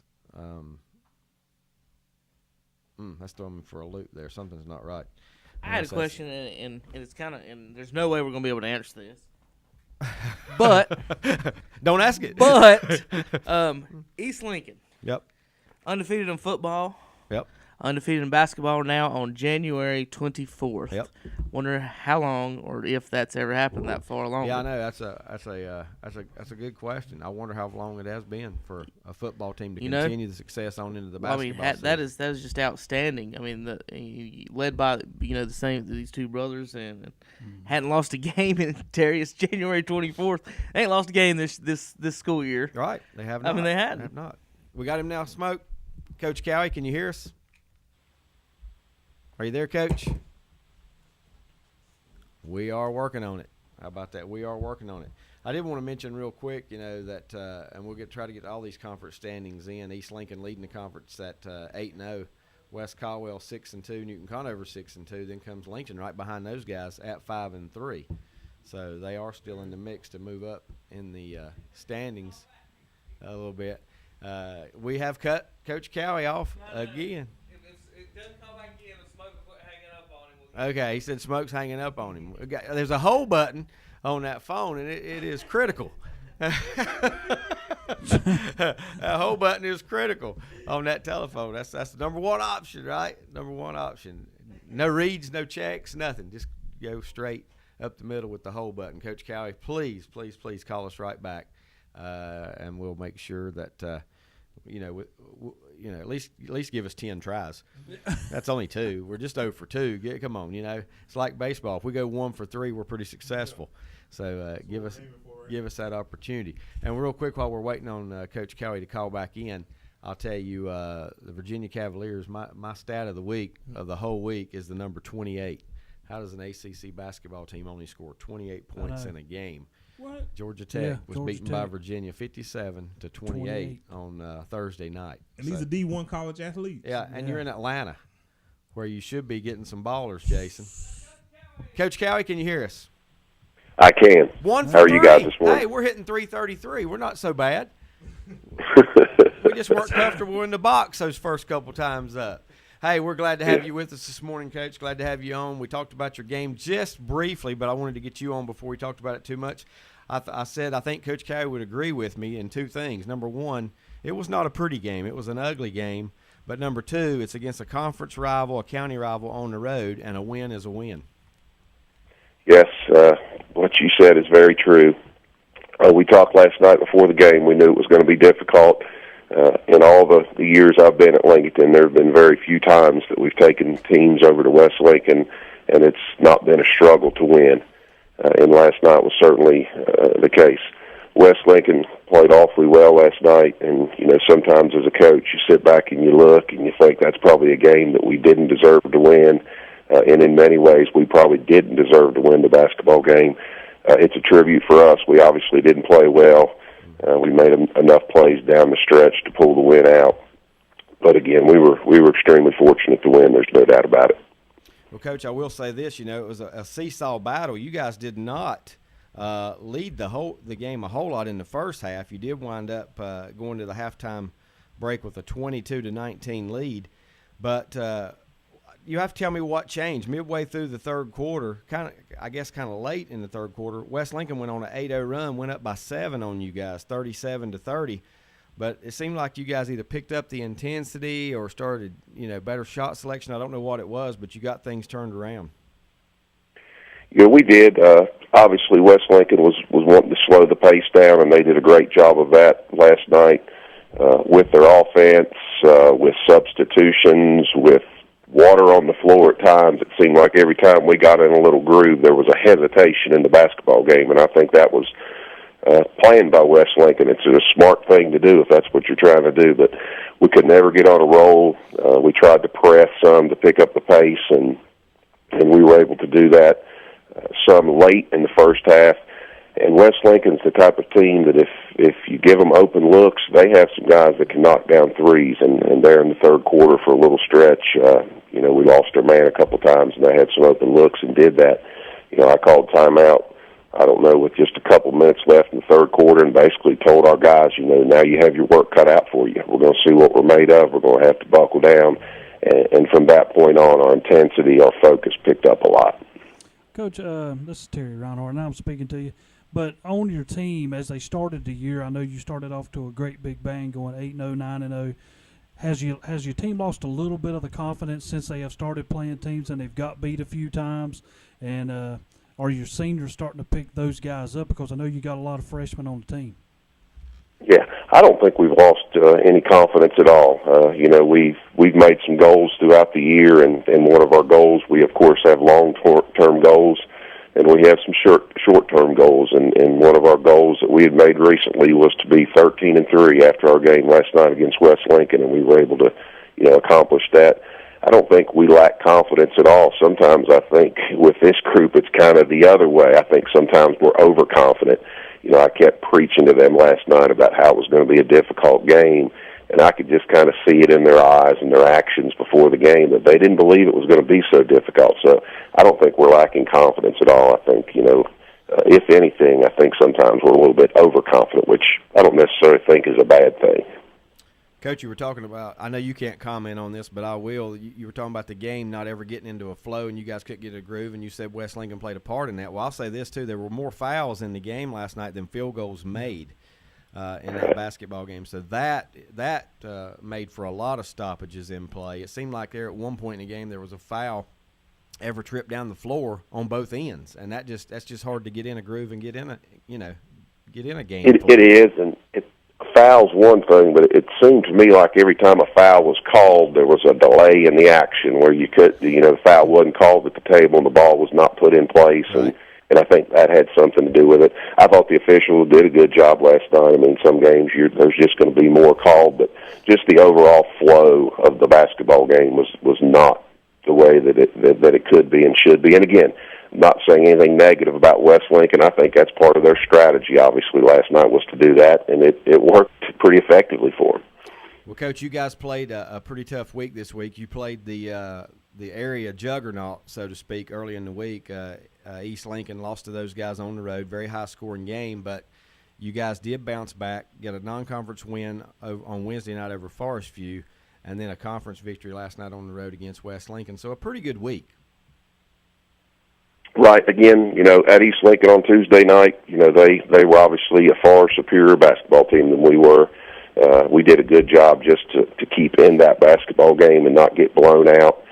We did not play very well at all in the first half. We were a little short-handed, had some people that didn't play in the first half, and then in the second half we did play much better. I don't know that you can say we ever really threatened East Lincoln, but, at least we were competitive in the second half. So we're looking forward to Tuesday night. We understand the challenge. They're a very good basketball team, of course, starting with the two Surratts, but they got some other people on that team that are playing very well also. Yeah, Coach, and I look at the standings here now, and you guys, East Lincoln now improved to 8-0. West Caldwell with the loss last night to Newton. They dropped to West Caldwell 6-2, Newton 6-2. You guys are sitting at 5-3. So, however, you may not control your own destiny for the top seed. You do kind of control your own destiny for maybe getting a 3 or a 2 seed. I mean, how do you like your chances there?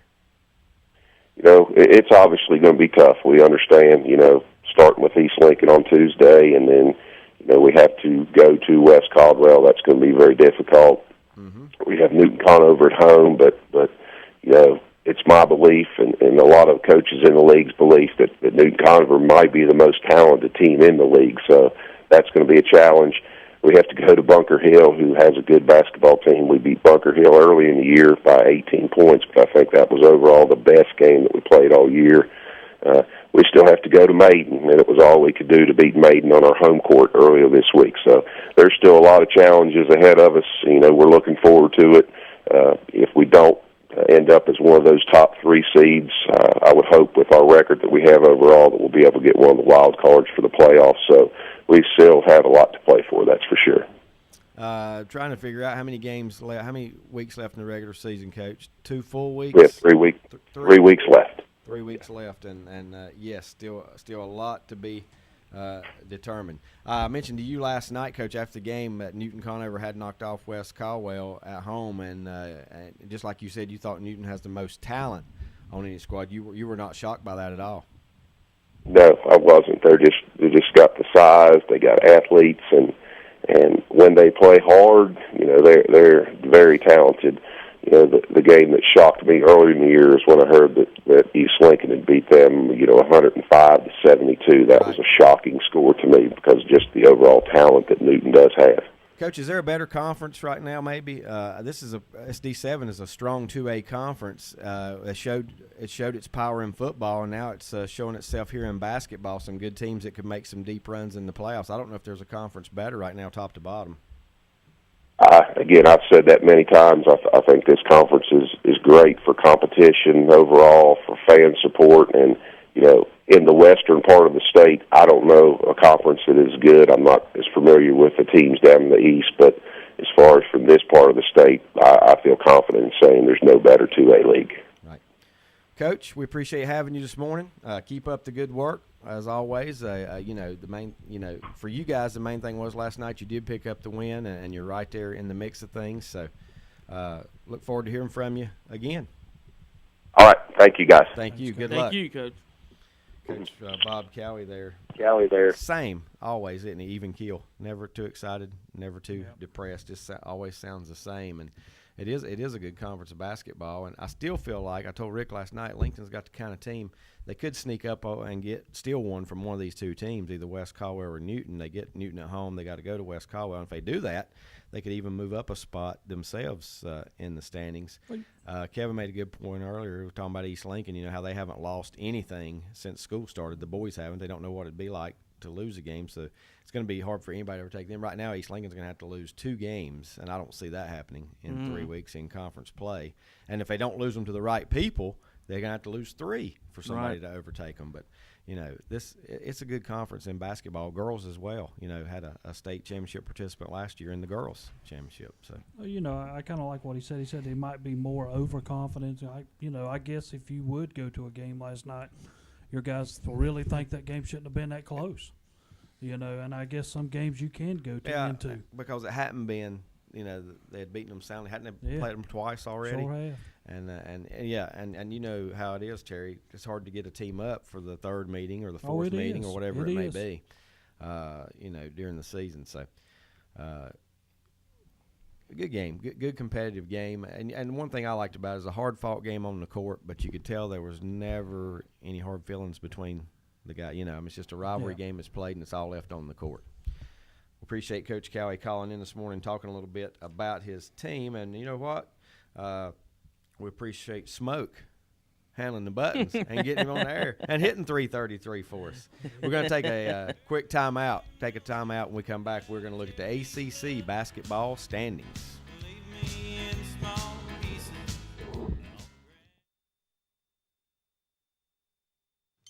Now is the time to buy during the going out of business sale at Durance Jewel Shop in downtown Gastonia. Hurry in now for gold earrings, gold crosses, large selection of silver jewelry, plus save up to 70% off on selected items. Get your diamond pendants and earrings too.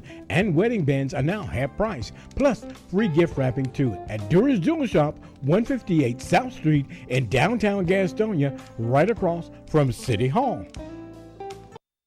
You may shiver with the cold temperatures, but you will stay warm with the savings during the winter sale at Laughlin Furniture in Shelby.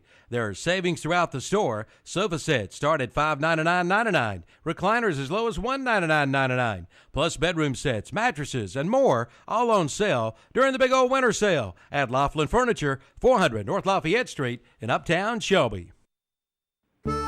Get the Caden Edge and the commercial grade with the new Kubota Z700 Series Commercial Z-Turn Mower from Parker Farm Service. It beats everything in its class for durability, precision, and value with its low center of gravity, adding stability and speed.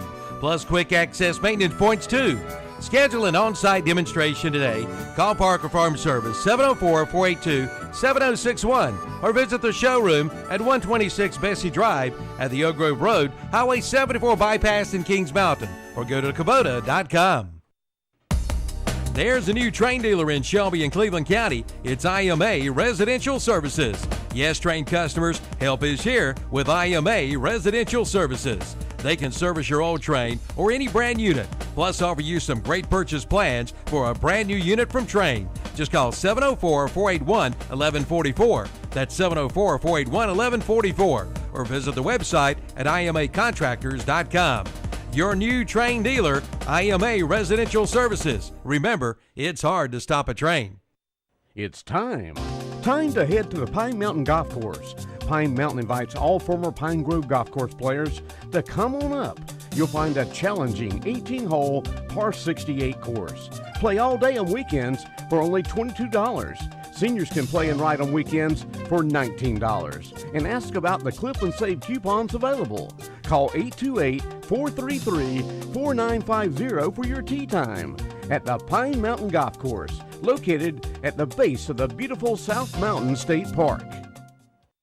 Hi, this is Dan for Alston Bridges Barbecue.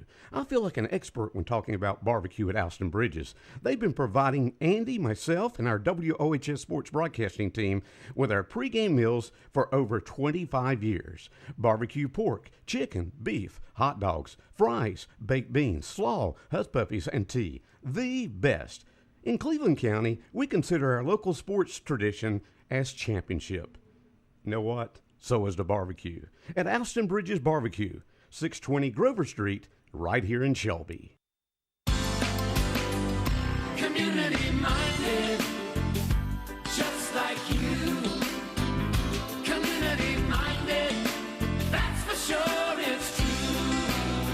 You care about the future of this community. You grew up here. You've raised a family here. Your life is here. So is ours.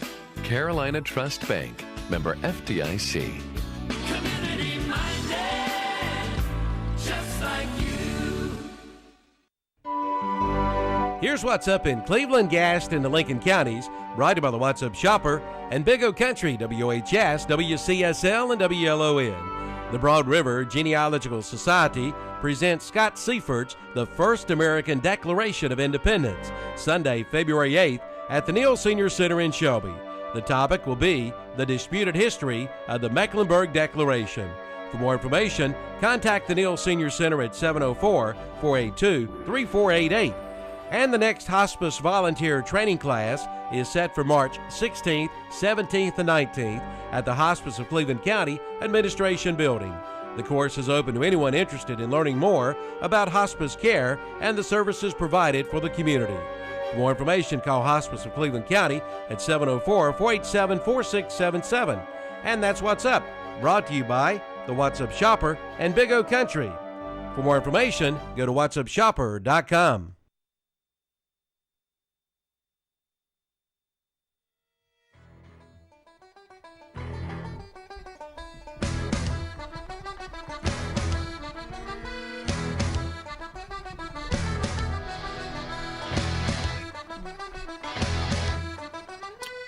Welcome back to Sports Talk. Now, Terry, if you can name that group, you win the money. All I know is this is from the Departed. Yeah, yeah. The Dropkick Murphys from Boston. There, Johnny, that's just for you, buddy. Some Boston music to get you going this morning. Good grief. In honor of Terry's Patriots. New England Patriots. I'll see if I can find some Seattle jam. We can play some Jimi Hendrix or some Pearl Jam. A lot of bands out of Seattle, so a lot to choose from there. But and Boston as well has their share of bands, including Boston and Aerosmith and the Cars. Forgot Nirvana. Nirvana out of Seattle. Yeah, Seattle's probably in the last 20 years your biggest city for bands to come out of. Kevin, the Cowboys fans that's suing, I thought it was $88 million. Yeah, it's billion. $88 billion. Yeah. Yeah, why go low? Boy, if you don't sit down, man, Well, you know what? He's really smart on one thing. Maybe he's thinking he only gets 1%. It was the crime So of go the billion. century. So go That's what billion, Skip right? Bayless said, Terry. Crime of the century. I'm glad you pointed out who that came from. I did. He's a great Dallas Cowboys and St. Louis Cardinals supporter. So I will. Is he? Yes, he is. No wonder you like him so Yeah. much. I knew he was a Cowboy fan being from Yeah, he's St. Louis that too. area, but I didn't know he was. They don't have baseball teams west of Mississippi. I think the Giants are out there. Never heard of them. They still don't have as many as we do. Oh, come man. get some, San Francisco. You still got to win a couple more World When Series. you have to go back on history, and I'm a history guy, but when you have to go back on history, it means your present sucks. Present sucks. Well, we've won 2 World Series in this century. But you're going back to we've won more than you overall. Well, that's true. You know, I mean, only a Red Sox fan would make that argument. Because you sit down with a Yankees fan and try to make that argument. only a Red Sox. I haven't. If you want me to get into it, we've won more than the past decade than you. Well, then the decade. I mean, well, let's talk overall. See, let's talk overall. I mean, where do you draw the line? You want to talk 10 years? You want to talk 118 years? Well, I'm gonna tell you right now, we've won 1. Yeah, and speaking of referees, And the we referees gave you that Kevin one. said you shafted The him to referees get it. gave you that one. Kevin said you shafted So, him to get You it. should be wearing a Don Dinking jersey. That's what you should walk around in. You can borrow Kevin's. They tell him they got the ring though. They still got the ring. Golly.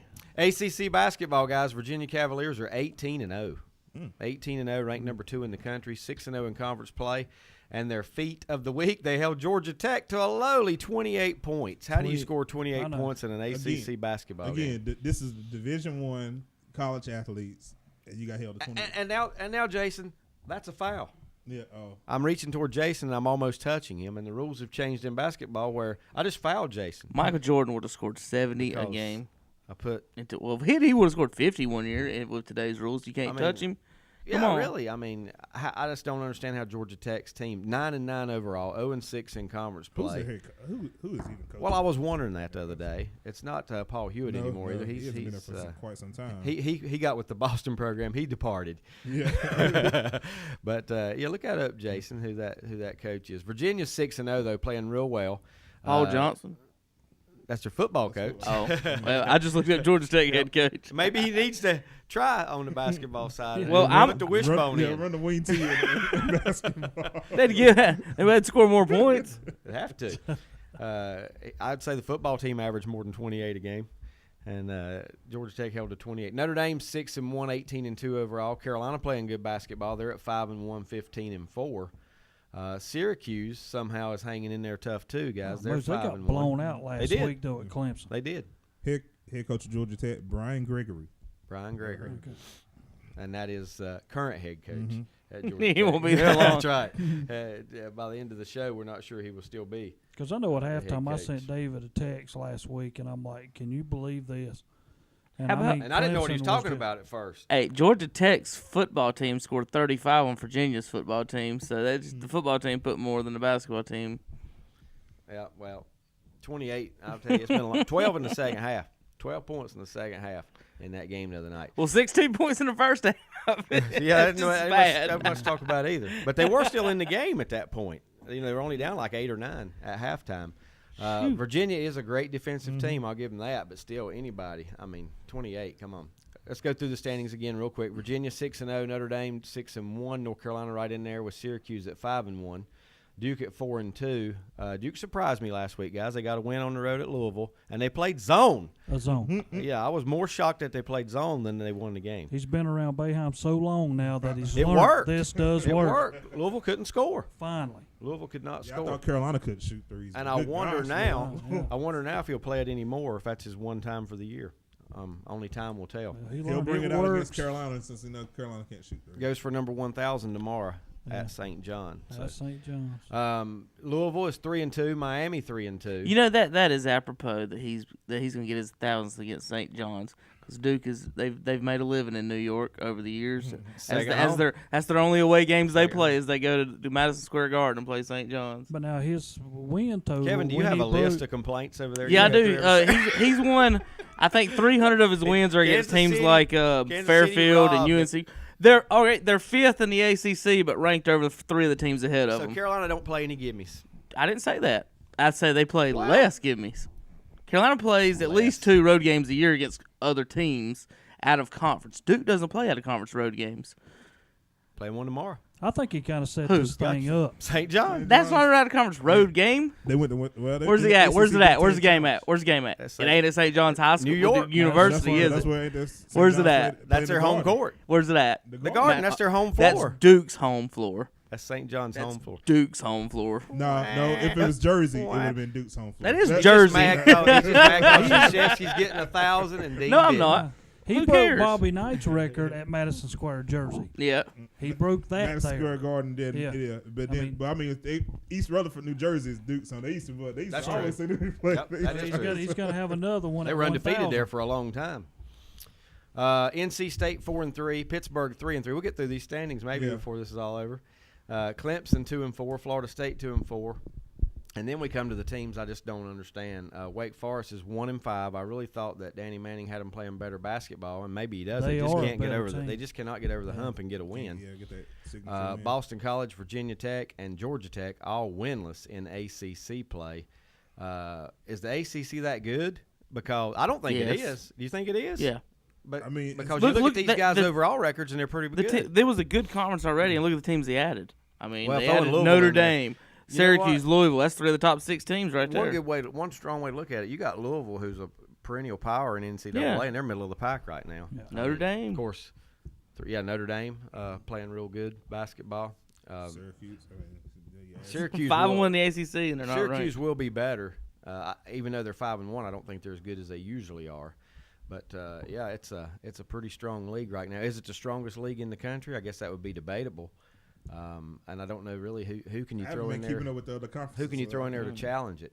Maybe the Big Ten, but I don't. Well, that's who I looked at I don't know whether first. you can do that because we sent Maryland over there and they're about leading that conference. Well, they dropped this week. They dropped to got 5-2 this week. They got blown out earlier this week. Yeah, but they still up at the top of that conference. You know, they That's swept one of Michigan our State. teams. Yeah, Michigan State's their They biggest swept wins, Michigan yeah. State. Maryland did. But, I'm trying to remember who they lost to, earlier this week. But, you got Wisconsin in there 17-2 overall. Maryland 17-3 overall. Indiana's who beat Maryland and beat them pretty soundly earlier this week. But now Indiana and Wisconsin is tied for first place at 5-1. Some of the other power conferences would be the Big 12, Kansas 4-1, Iowa State 4-1, K-State 4-2, West Virginia 3-2. Overall records in that conference are pretty good too. I will give them that. Kansas is 15-3, along with West Virginia. Texas 14-4, and Oklahoma's they've been ranked pretty high during the season, have they not? At some point, weren't they ranked pretty high? And they're down at about 6th place in that league. Give me another power conference to look at. You got your. If you're thinking of, and that's that, you already answered your question. Big 12 maybe. Well, I wanted to look at. Here's one thing that's kind of funny. The Atlantic 10 always sends a lot of teams to the NCAA tournament, and you're sitting there with VCU leading the way, 6-0, 16-3. Then Dayton, who Davidson beat the other night, pretty handily down at Davidson. Well, VCU just barely won last night over St. Louis. Yes, they did. Yep. 63-61. But Dayton, George Washington, Davidson's in the mix, 4-2, 13-4. But is this Davidson's? I didn't know that Davidson left the SoCon until I heard something else. Yeah, I on guess the radio. I think it is the first one, Jason. First year that they're in the A10. Yep. Yeah, A10. And that's that pretty much tells the story right there. The Pac-12 has Arizona 17-2, and then guess who's tied for first with them? Oregon, Utah. Wow. Yeah. Utah is to me an athletic program that don't get a lot of respect, but it's very underrated. Yeah, football, basketball teams are made always the Final good. Four in the Rick Majerus, late 90s. But here lately, when they showed Lenardi's things, he's putting the ACC in that middle bunch, first 4 in, first 4 out. And how many teams will the ACC get in this year? If we had to, let's just say right now, 7 it or ended 8. Today. How far down 8. are you going? 8, 7 or 8. Virginia, Duke, Carolina, Louisville, Notre Dame. It's either NC State or Pittsburgh. Last 2. Syracuse. Syracuse 14-5, 5-1. I think Syracuse put get them in. That's 6 right there, and he said. And like you you got said, State, Miami State, Pittsburgh are going to be the 3 that's State. That's going to make it 7, 8, or 9. I don't think Miami will make it, but Pitt probably has the best chance along with. Well, NC Pitt's State. 13-6, which is a Right. pretty good overall, and 3-3 in conference Well, play. you know State they're is gonna 4-3 in conference, but 13-7. You got to look at big time wins. Pittsburgh's probably the only one out of them that don't have a big time win. State and Miami, and yeah, they both beat Duke. Right. Who's their worst loss? And does the Wofford committee? State, Wofford is Wofford. Y'all beat a 5th place team. That's a big game. Who did Wofford beat? Terry, y'all beat a 5th place team. That's a big game. Y'all were in 6th. You have to think at the Y'all time. hadn't played Duke. Y'all were in yet. a 5th place. You haven't played them yet. Hey. That's all I gotta I'm just say. saying. Y'all go ahead and fight this one out. I'll read the paper. I think it was a big game because Duke was ranked second at the time, weren't they, or third, something like that. So that's where you got to look at it. Well, It's where Joe Lenardi how many even put top on 10 there, teams? He can put you- State on his first 4 out, and the reason being, he said, well, they play Notre Dame's come Sunday. He said, now, if they win that one, that's 2 top 10 teams that they have defeated. And he said, then the next 3 for them are Clemson, Georgia Tech, and Wake Forest. He said they could easily go 4-0 if they can win Sunday. Well, I think beating those 2 teams does give y'all, if y'all win 20, you can say we deserve to be in. I mean, I We really got do. Carolina again, so we can. You're not going to beat Carolina, Terry. Sorry, buddy. Yeah, we almost come back from Sorry. 12 down. Almost is only good in horseshoe. With like Hey, 3 I don't minutes. even like this Carolina team, but Maybe we NC should State's do our not beating show during Carolina. that game. I'm telling you. We should do our show Come from whenever 12 down whenever with that 3 may minutes be. and almost had to tap in to tie you. Almost is Yeah, only good. for y'all also horseshoe. extra had an extra 30 seconds to try to beat us, and it didn't happen. Didn't the refs didn't y'all get the extra 15, 20 seconds? Refs make the calls, guys. ACC teams in the top 25. How many do we have right now? 5. Let's go down. Do we? We got Virginia. We got Duke. We got Notre Dame. Louisville. That's 4 in the top 10. North Carolina at 15 is 5. I think that's all I see. Virginia, Notre Dame, North Carolina, Duke, and Louisville. That's it. The 5. And speaking of North Carolina, And just lowest come out- ranks Carolina 15. Yeah, just come out. Yep. Leo Pinson broke his foot, Which so isn't he's bad. out indefinitely right now. Freshman guard. That forward. don't matter. He don't do nothing. Well, he started coming along lately. This team is more like I joke. He's it's a like bench player. It's like Novocaine, man. Give it time. It's kicking in, and it's starting to kick in for this team. I mean, Justin Jackson's finally starting to step up and hit outside shots. Someone other than Page. Marcus is doing Yeah, his that's thing. what they need. He's That's finally, what they Marcus need. Page has finally stepped back up again and started playing. He's been hurt. Playing Fat Giannis is tough to play with. And Carolina is a very, very good rebounding team. Yeah, that's their strength. Their strength is that which is something they've improved on a lot It because is. the last I couple mean, of years they- that's where they are that's They where can't started. shoot. They 3 can't shoot shots. free throws and they can't shoot threes. So they better rebound. They just got a better rebound and pound it inside. I mean, they're playing 1950. It's like they're playing 1957 basketball. They hope there's no 3-point line out there. They haven't adjusted at all, and their point guard don't know which hand to shoot with. How do you get into Carolina as a? I mean, that's an embarrassment right there. Better not go there though. How you get in? Yeah. Well, that too. Don't go Yeah, to that's class. true. That's true too. But not as he got into school. But how does go to Roy class, hey, Williams? I'm in. But how do you get recruited by Roy Williams or somebody? You don't even know what hand you shoot with. I mean, you got to be good. I thought you got to be one of the top players in the nation, and you can't even shoot with He's trying to find himself. Okay, you don't find yourself at Carolina. You find yourself. You find what hand you shoot with in high school. Guys, the selection committee always looks at the RPI rankings quite a bit too. Kentucky not only sits alone at the top of the poll, they're number 1 in the RPI ranking, followed by Kansas, Virginia. Here's a surprise: Virginia Commonwealth, VCU, at number 4. Villanova, Arizona, Gonzaga, Duke, Wisconsin, and North Carolina round out your top 10 in that RPI ranking. Now I'm starting to look for another ACC team, and there's nobody from 11 to 20 State's in the probably around 30 ACC. something. Louisville is 25 in the RPI, and Notre Dame's number 40 in that RPI. Is that going to hurt them down the road, though, Terry? That they are 41.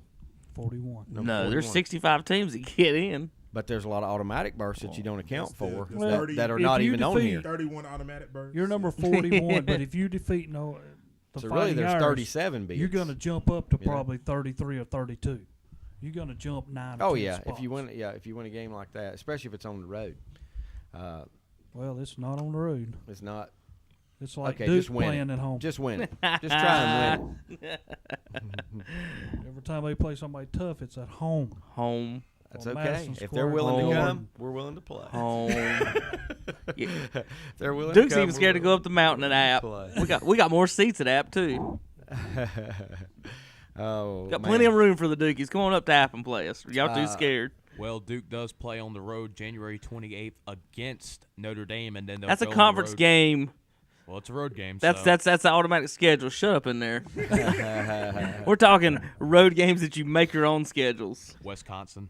Well, Wisconsin. No, Wisconsin. the Big Ten made Big them play Ten that. ACC, Yeah, that was was a setup too. Yeah. Man, jealousy is a. No jealousy. Facts. We're just saying facts. It turns into jealousy, Terry. So they don't play away games, and it turns into jealousy. Wishing. You even admitted the other week you'd rather watch. We do Duke wish play we only Carolina. played home games.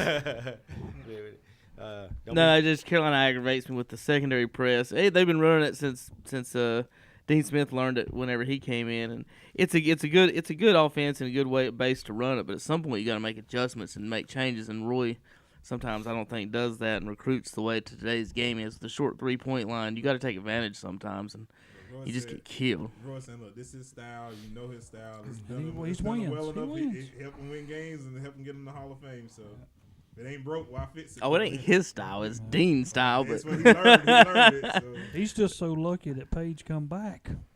Yeah, he is. He's the only person that can hit a shot. Yeah. I mean, it's And he hits some frustrating. big ones. It's He hits frustrating. some He big does. ones, I mean, he is. timely Whew, shots. he takes breath. I mean, he's amazing sometimes, but he can't do it all by himself. He can't do it injured. He just needs. I think they need a better like Joel Berry. I think he should have been.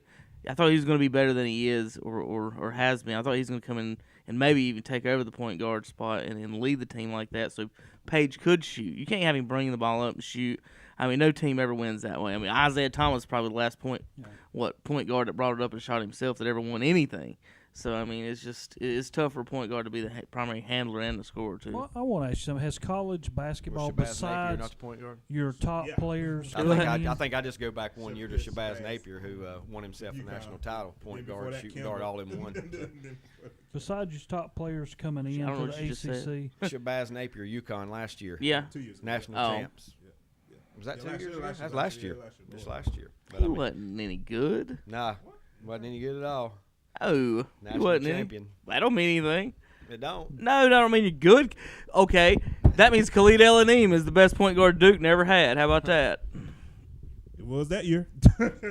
He ain't no good. You think Khalid El-Amin's good? No. Come on. All right. Come on. Napier rode the team y'all on quit his back. crying Go in ahead, here Terry. so I Go can ahead, get Terry. my answer in this. Go ahead, Terry. My goodness. Go ahead, Terry. I'm telling you. But has basketball become where you don't have the top recruits come to your area, so is it transfers? I mean, State's living off of transfers right now. You got Lacey. Now, next year, Terry's coming in. It was at West Virginia that's transferred down to play at State. I mean, is that what it's coming to if you're going to have mature teams to play? If you're going to have mature teams, that's the key. Yeah. If you're going to have mature teams, if you're going to do like the Kentucky's, the Dukes, if you're going to live out the phenomenal freshmen, then no. But, I mean, those teams that It's got to depend on your strategy. Yeah, Jason's those right. teams that are older, they have it from guys that they developed that stayed there and the transfers. That's where it comes. I mean, that's like me And they watching usually go these deep. years. I'm going to tell you right now, Kentucky will not go and win the national title. Not with the freshmen that they Kiss got. of death. I'm go ahead and place my I'm bet telling today. And Kentucky's Duke gonna will win not it. neither because Okafor, he's one and done. He's gone. And, you know, you're going to have to get used to this because for Krzyzewski to continue to win, somewhere along the line he's going to have to go get some people and transfer in from somewhere else because Got to fill the voids. well, teams like You're right. I mean, you gotta Kentucky fill the and holes. Duke and people like that who want these guys to come are not going to have people to stay 4 years at any time. You know, so, I mean, is national titles in the line for you? Yeah, Kentucky's loaded with the players that they've got right now. I don't know if I go out on a limb and say Kentucky won't win it. Now, if if I'm going to bet, you're going to give me 67 teams it versus keeps getting one, I would do closer that. and closer and but closer. Kentucky's going to have a heck of a shot. Yeah, but they're going to play their best basketball when the tournament rolls around, and they're not. They got 12 players that can play, and they're not all going to be. Here's what I'm worried about. I'm worried about that. It's 5 games, and it's every night you step out there, one of these teams can defeat you. What about this, Terry? Or what do you guys think about this with the way Kentucky's set up with they run the two sets of 5 players and once you get into that NCAA tournament, now most of these Kentucky players assume or think they're going pro, right? When that ball gets in their hands come tournament time with the lights on and the spotlight on you. I'm shooting. NBA draft's coming up shortly. I mean, is team ball going to go out the window? I mean, how many people you think off Kentucky's going? I guarantee you at the end of this year. That's what I'm saying. I don't know. 5 or 6 of these guys. Were they in a title game last year? Is that who UConn beat? I can't UConn remember. beat Kentucky. yes, Yeah. it was Kentucky, They did yep. beat Kentucky, so they did get that far. With senior leadership. Right. Yep. And they struggled throughout the year, but they had a big run in the tournament and Oh, just they fell did. short. Just kind of like the team Kimball Walker played on. And a we've few already years seen ago. what teams that have senior people can do. Columbia played with Kentucky. Why? Because of senior leadership. Schedule today, Kentucky, number 1's at South Carolina. That game's at noon. These are in order by ranking, not in order by time. 3, Gonzaga plays Pacific. Number 6, Wisconsin plays Michigan on the road at Michigan. Number 7, Arizona plays at California. Number 9, Iowa State's at Texas Tech. Here's our first matchup of 2 ranked teams. Number 11, Kansas at number 17, Texas. North Carolina's at home today against Florida State. That one's at 2 o'clock on ESPN. TCU is at West Virginia. West Virginia ranked 18th in the country. Number 19, Oklahoma at number 21, Baylor. Richmond's at number 22, Dayton, and number 25, Iowa at Purdue. That's all your matchups today that include top 25 teams. Just trying to see what the other ACC matchups are for today. I'm most interested to see who Georgia Tech plays. Believe it or not, after the can they get 30? Can they get to 30? You have to wonder, don't you? I'm not going to say that because we got them coming up. They'll score 90 against us. Georgia Tech's next game is tomorrow at 1 p.m. against Boston College, who is also winless in the ACC. There you go. Somebody's going to get that first conference win. Please tell me that's not the Channel 3 game tomorrow. It's on ESPN3, and Well, that mean the ACC. It's a Raycom. Very well, game. yeah. I Very well don't see could be. anything on Raycom. So Miami-Syracuse, that's an ACC matchup today at 4 o'clock up at Syracuse. So, they probably got that big snowstorm moving in up through there about right now. So, I don't know what the crowd will be like for that, or if they even get to play the game today or not. But Terry, if you don't think Kentucky's going to win it, who are you feeling? Somebody's got to. There's nobody. And you're talking There's senior nobody. leadership. I'm Virginia. not saying, no, I just think. Do they got the leadership? That's to how knock them come off? March He's just saying Madness has Kentucky can't win become 6 in a row. So good now because March Madness, any team that is senior led, like take a VCU or some of these smaller conferences, they can play with anybody that's big now. Yep. And well, Butler, why? Butler almost did it. There's just so many good basketball is. players in the country now, and that's why you saw some community colleges even pulling off upsets, like New Jersey Institute of Technology beating Michigan. Yeah. It just happens now because what was the Incarnate Word? If you got a couple people that they get hot, good shooters on another team, they can keep you in a game and you can pull off a major upset, especially if you're playing one of the top teams that has all freshmen, like you brought up earlier. Well, I'm going to mention one thing, and we spoke of Nebraska. I'm glad you mentioned that. I wish I played for Nebraska. Wow. If you played for Nebraska and your name's Petaway, you just fire it from wherever you get it. Have you ever watched this team play? No. Petaway is a shooter. I don't care where he's at. So if he step on the court, he's firing it up. He could be behind the backboard, and I'm shooting. I mean... I like shooters like that, Terry. I do. I really do. I haven't seen them play though. So you got to ice down and shooting on after the game. Jason, my intramural shirt said my name on the back said in range. I was firing it up when I walked in too. I like those guys. I am open. Dustin Day was on our team. It should have been I don't pass the ball. Black hole. Nothing's coming out of there. Also, guys, just real quick, Virginia and Kentucky are your last 2 unbeatens in Division I college basketball. Of course, sitting number 1 and number 2, and rightfully so. I don't know, Kevin and Terry. You just look down through here, teams that can make runs. I think Duke and North Carolina can both make runs in the NCAA tournament. Don't know how far they can go, but I don't think Carolina makes the Sweet 16. I think Wisconsin can make a run again. They've been there. They've knocked on the door, and they got just about everybody back. So look for them to be strong. Older group. That's it, older group. Yep, got the main guy, got the Grinch coaching. He's still doing a good job. Bo Ryan. Louisville, I would not count out Louisville when it comes NCAA tournament Well, time. They seem to play their best. Well, I'm with you. They have a hard time scoring and a hard time shooting. We found out something. Defensively, I did they're not good. know, because when Duke went to that zone, I've never seen a team that didn't know what to do. They didn't have but like 16 at halftime, did they? Yeah, I they mean, it had was no real clue low. of what to do. It shocked them, I think, that they saw Duke in a they zone. didn't That was the whole prepare for point. that. They just Pitino threw them said, the ball. Don't worry about them ever playing zone. You don't ever see it on tape. So. Yeah. Gonzaga. And they probably prepared for that. Gonzaga, we've seen make runs, and Arizona, this could be a year Wisconsin. they get there. Arizona as well. Kansas even. I wouldn't rule out. Rule out the a, two big guys underneath. Rule out a Kansas team, and should we rule out a VCU? Well, they've made runs before, so I mean, don't count them out. We're talking about a team ranked very high in the RPI having another Where's good Wichita season. State? So, dang, Jason, I just clicked Kansas. off. No, Yeah. not that part. Still in Kansas. State. Jason, that's a good question. I'm giving a rundown here of the poll. I don't see Wichita. Yeah, they are ranked 13th in the coaches poll at 16-2. They only lost what? And 14th in the AP. Shocker. 14th in the AP, 16-2. So I mean, still having a good season. But now they're another team that is pretty good when they play at home. Yeah, they are. And most teams are. They kept Baker, I mean- right? Baker didn't leave for the NBA, but Clean Anthony Early did, right? I thought. Yeah, Yeah. Early's Yeah. with the Knicks. Yeah. So they still have Baker. And Sparking them to that 3-game winning streak. Yeah, he's had some nice highlight plays this year. Name like Clean Anthony, boy. Yeah, you better be good, right? Yeah, you better be good. That's for sure. All right, guys, we're up against the break. Going to take another time out here on Sports Talk. Back with you in a moment.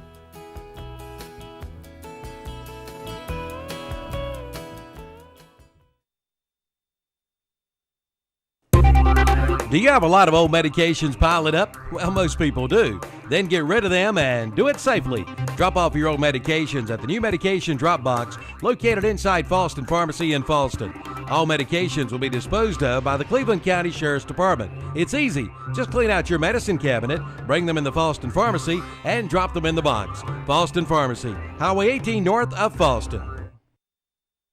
The Round Man, Okie Knipe, invites you into Okie's Tire and Service Center for all your tire and auto service needs. Okie gives you the best value in tires, both new and used tires, and they'll mount and balance your tires free.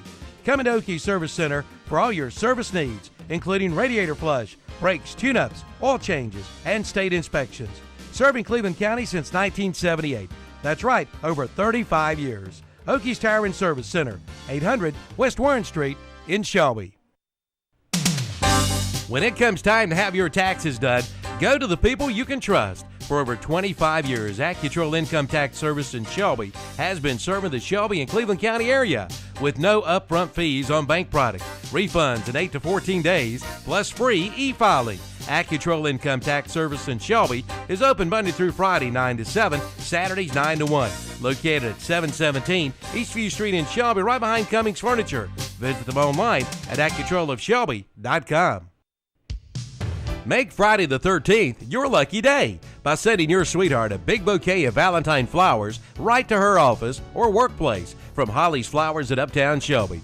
Just think how she'll feel when she receives her Valentine flowers, all surrounded by her co-workers. Call now to place your order. Holly's Flowers is taking orders for Friday the 13th and Valentine's Day, Saturday the 14th. Just call 704-487-1220. Again, 704-487-1220. For the finest in flowers, it's Holly's Flowers in historic Uptown Shelby. We're community minded. We believe in what we do. We love this town. We live in just like you. We're a community bank. That's why we always try to approach things from a community-minded point of view. When something is in the best interest of the communities we serve, it's good for us as well. We're community-minded, just like you. Carolina Trust Bank, member FDIC. Community-minded, just like you. We're community minded. Just like you.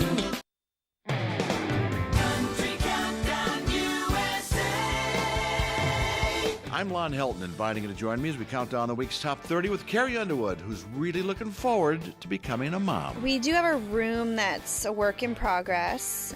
It's really overwhelming to go into any baby store. That's Carrie Underwood this week on Country Countdown USA.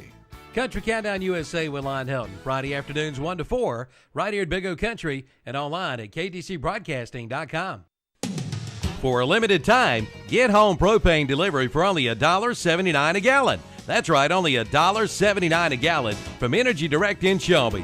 Plus, check out their low prices on oils and tractor fuels. They have pumps, grease guns, filters, antifreeze, and more. And if you're a farmer, Energy Direct has special prices for you.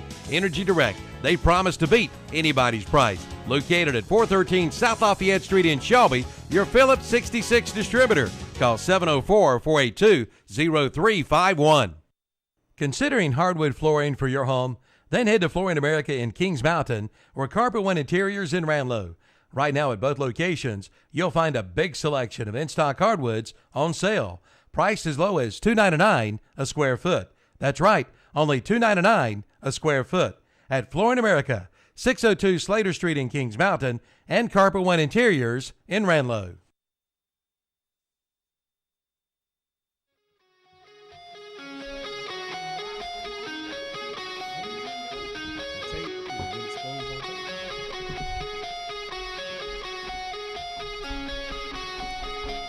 I know Terry knows that one, David. He's probably headbanging that.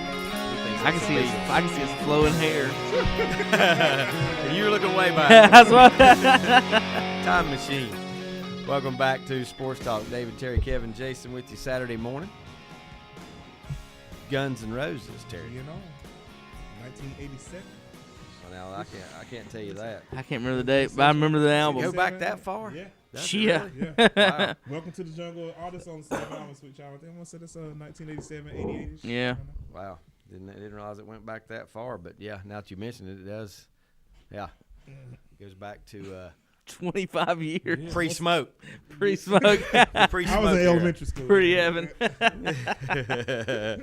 Oh, wow. Glad to have you with us this morning, talking about many different things this morning. Of course, we came on the air this morning mentioning the loss of Tim Biggerstaff. Yep. We've talked about him some during the breaks as well and had some laughs. And what a great guy. He will be missed, but he will be remembered. There's no doubt about that. Passed away earlier this week. Lost him way too soon. Also, Mr. Cub. Last night we found out Ernie Banks passes away at the age of 83. Just a really good guy, good-hearted, and loved to play some baseball. As everybody knows, always known for his "Let's play two" comment, meaning let's play a doubleheader. He would just soon go out and play 2 games as he would one every day. And this day and time, and it seems like in this area, guys, if a guy gets a paper cut, he's going to sit out a week. It wasn't like that back in the old days. The guys would do anything and everything they could to get out on the field, and what a tremendous baseball player and human being. 162 games of hard work and busting your body and on a baseball field. Getting paid $30,000 is different than getting paid millions of dollars. Yeah, a lot different. Those knees hurt a lot more when you got $500,000 riding on it. So but them old ball players, but they didn't get no money and they beat their bodies to death for it. So got to tip your hats to those guys that started it all. Yep, and most of us would dream of being able to do that and get paid to do it. You know what I mean? I mean, any sports fan or especially young kids today, that would be their dream, to be able to do that one day. And he made the most of it. We've talked high school sports this morning. Terry, why don't you go through the scores one more time before we go off there this morning for those that might have just got up, late risers, because there was plenty of high school basketball played last night. All right, in girls action, it was East Gaston 62, South Point 39. Shelby 50, Kings Mountain 38, Crest 64, RS Central 61. East Burke 73, Burns 51. Lincoln 53, West Lincoln 49. Newton Conover 63, West Caldwell 42. Lincoln Charter 52, Cherryville 19. Bandy 67, East Lincoln 46. South Iredell 64, North Lincoln 42. Ashbrook 61, Stuart Kramer 38. North Gaston 51, Hunter Huss 31. Thomas Jefferson 41, Highland Tech 35. And Bessemer City defeated Mountain Island Charter 65-43. In boys action, it was Bessemer City 68, Mountain Island Charter 24. High Brighton 71, South Caldwell 46. Highland Tech 63, Thomas Jefferson 55. Drone 55, Chase 43. Lincoln over West Lincoln 50-48. Newton Conover defeated West Caldwell 85-77. Lincoln Charter over Cherryville 64-49.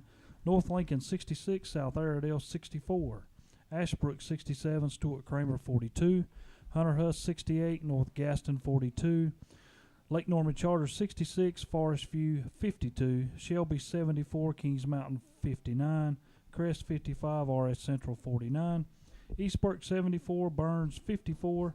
South Point 59, East Gaston 42. East Lincoln over Bandy 77-39. Fretty Ford 64, Freedom 47, and Hickory over Patton 63-57. So there you have it. Big night last night. These conference races really starting to take shape now as some of the conference leaders are starting to open up a little bit of gap between themselves and the rest of the pack. So good night of high school basketball. Give us a schedule for next week, Next Kevin. week's games, Cherryville at Highland Tech, Bandy's at Lincoln, and you can watch Crest at Kings Mountain on KTC Broadcasting. That game's 13:90 a.m., of course. Bandy's at Lincoln. WLON 1050 and Cherryville on 1590 a.m. I guess final thoughts, guys. I just want to say myself goodbye to Mr. Biggerstaff, Tim Biggerstaff. What a great asset you are to our family here at KTC Broadcasting at Big Oak Country WLON, and what an asset and a good guy and a friend to everybody he was here in Lincoln County and in Lincoln. And so that's what all I have to say. That's my final thoughts for the day. And I'll just wrap up with saying what I said earlier. He will be missed, and he will be remembered. He will be remembered. For Terry, Kevin, Jason, and the Smoke Man, I'm David Kiever. We'll see you next week on Sports Talk. Bye, Tim. See you soon. So gather up your jackets, move it to the exits.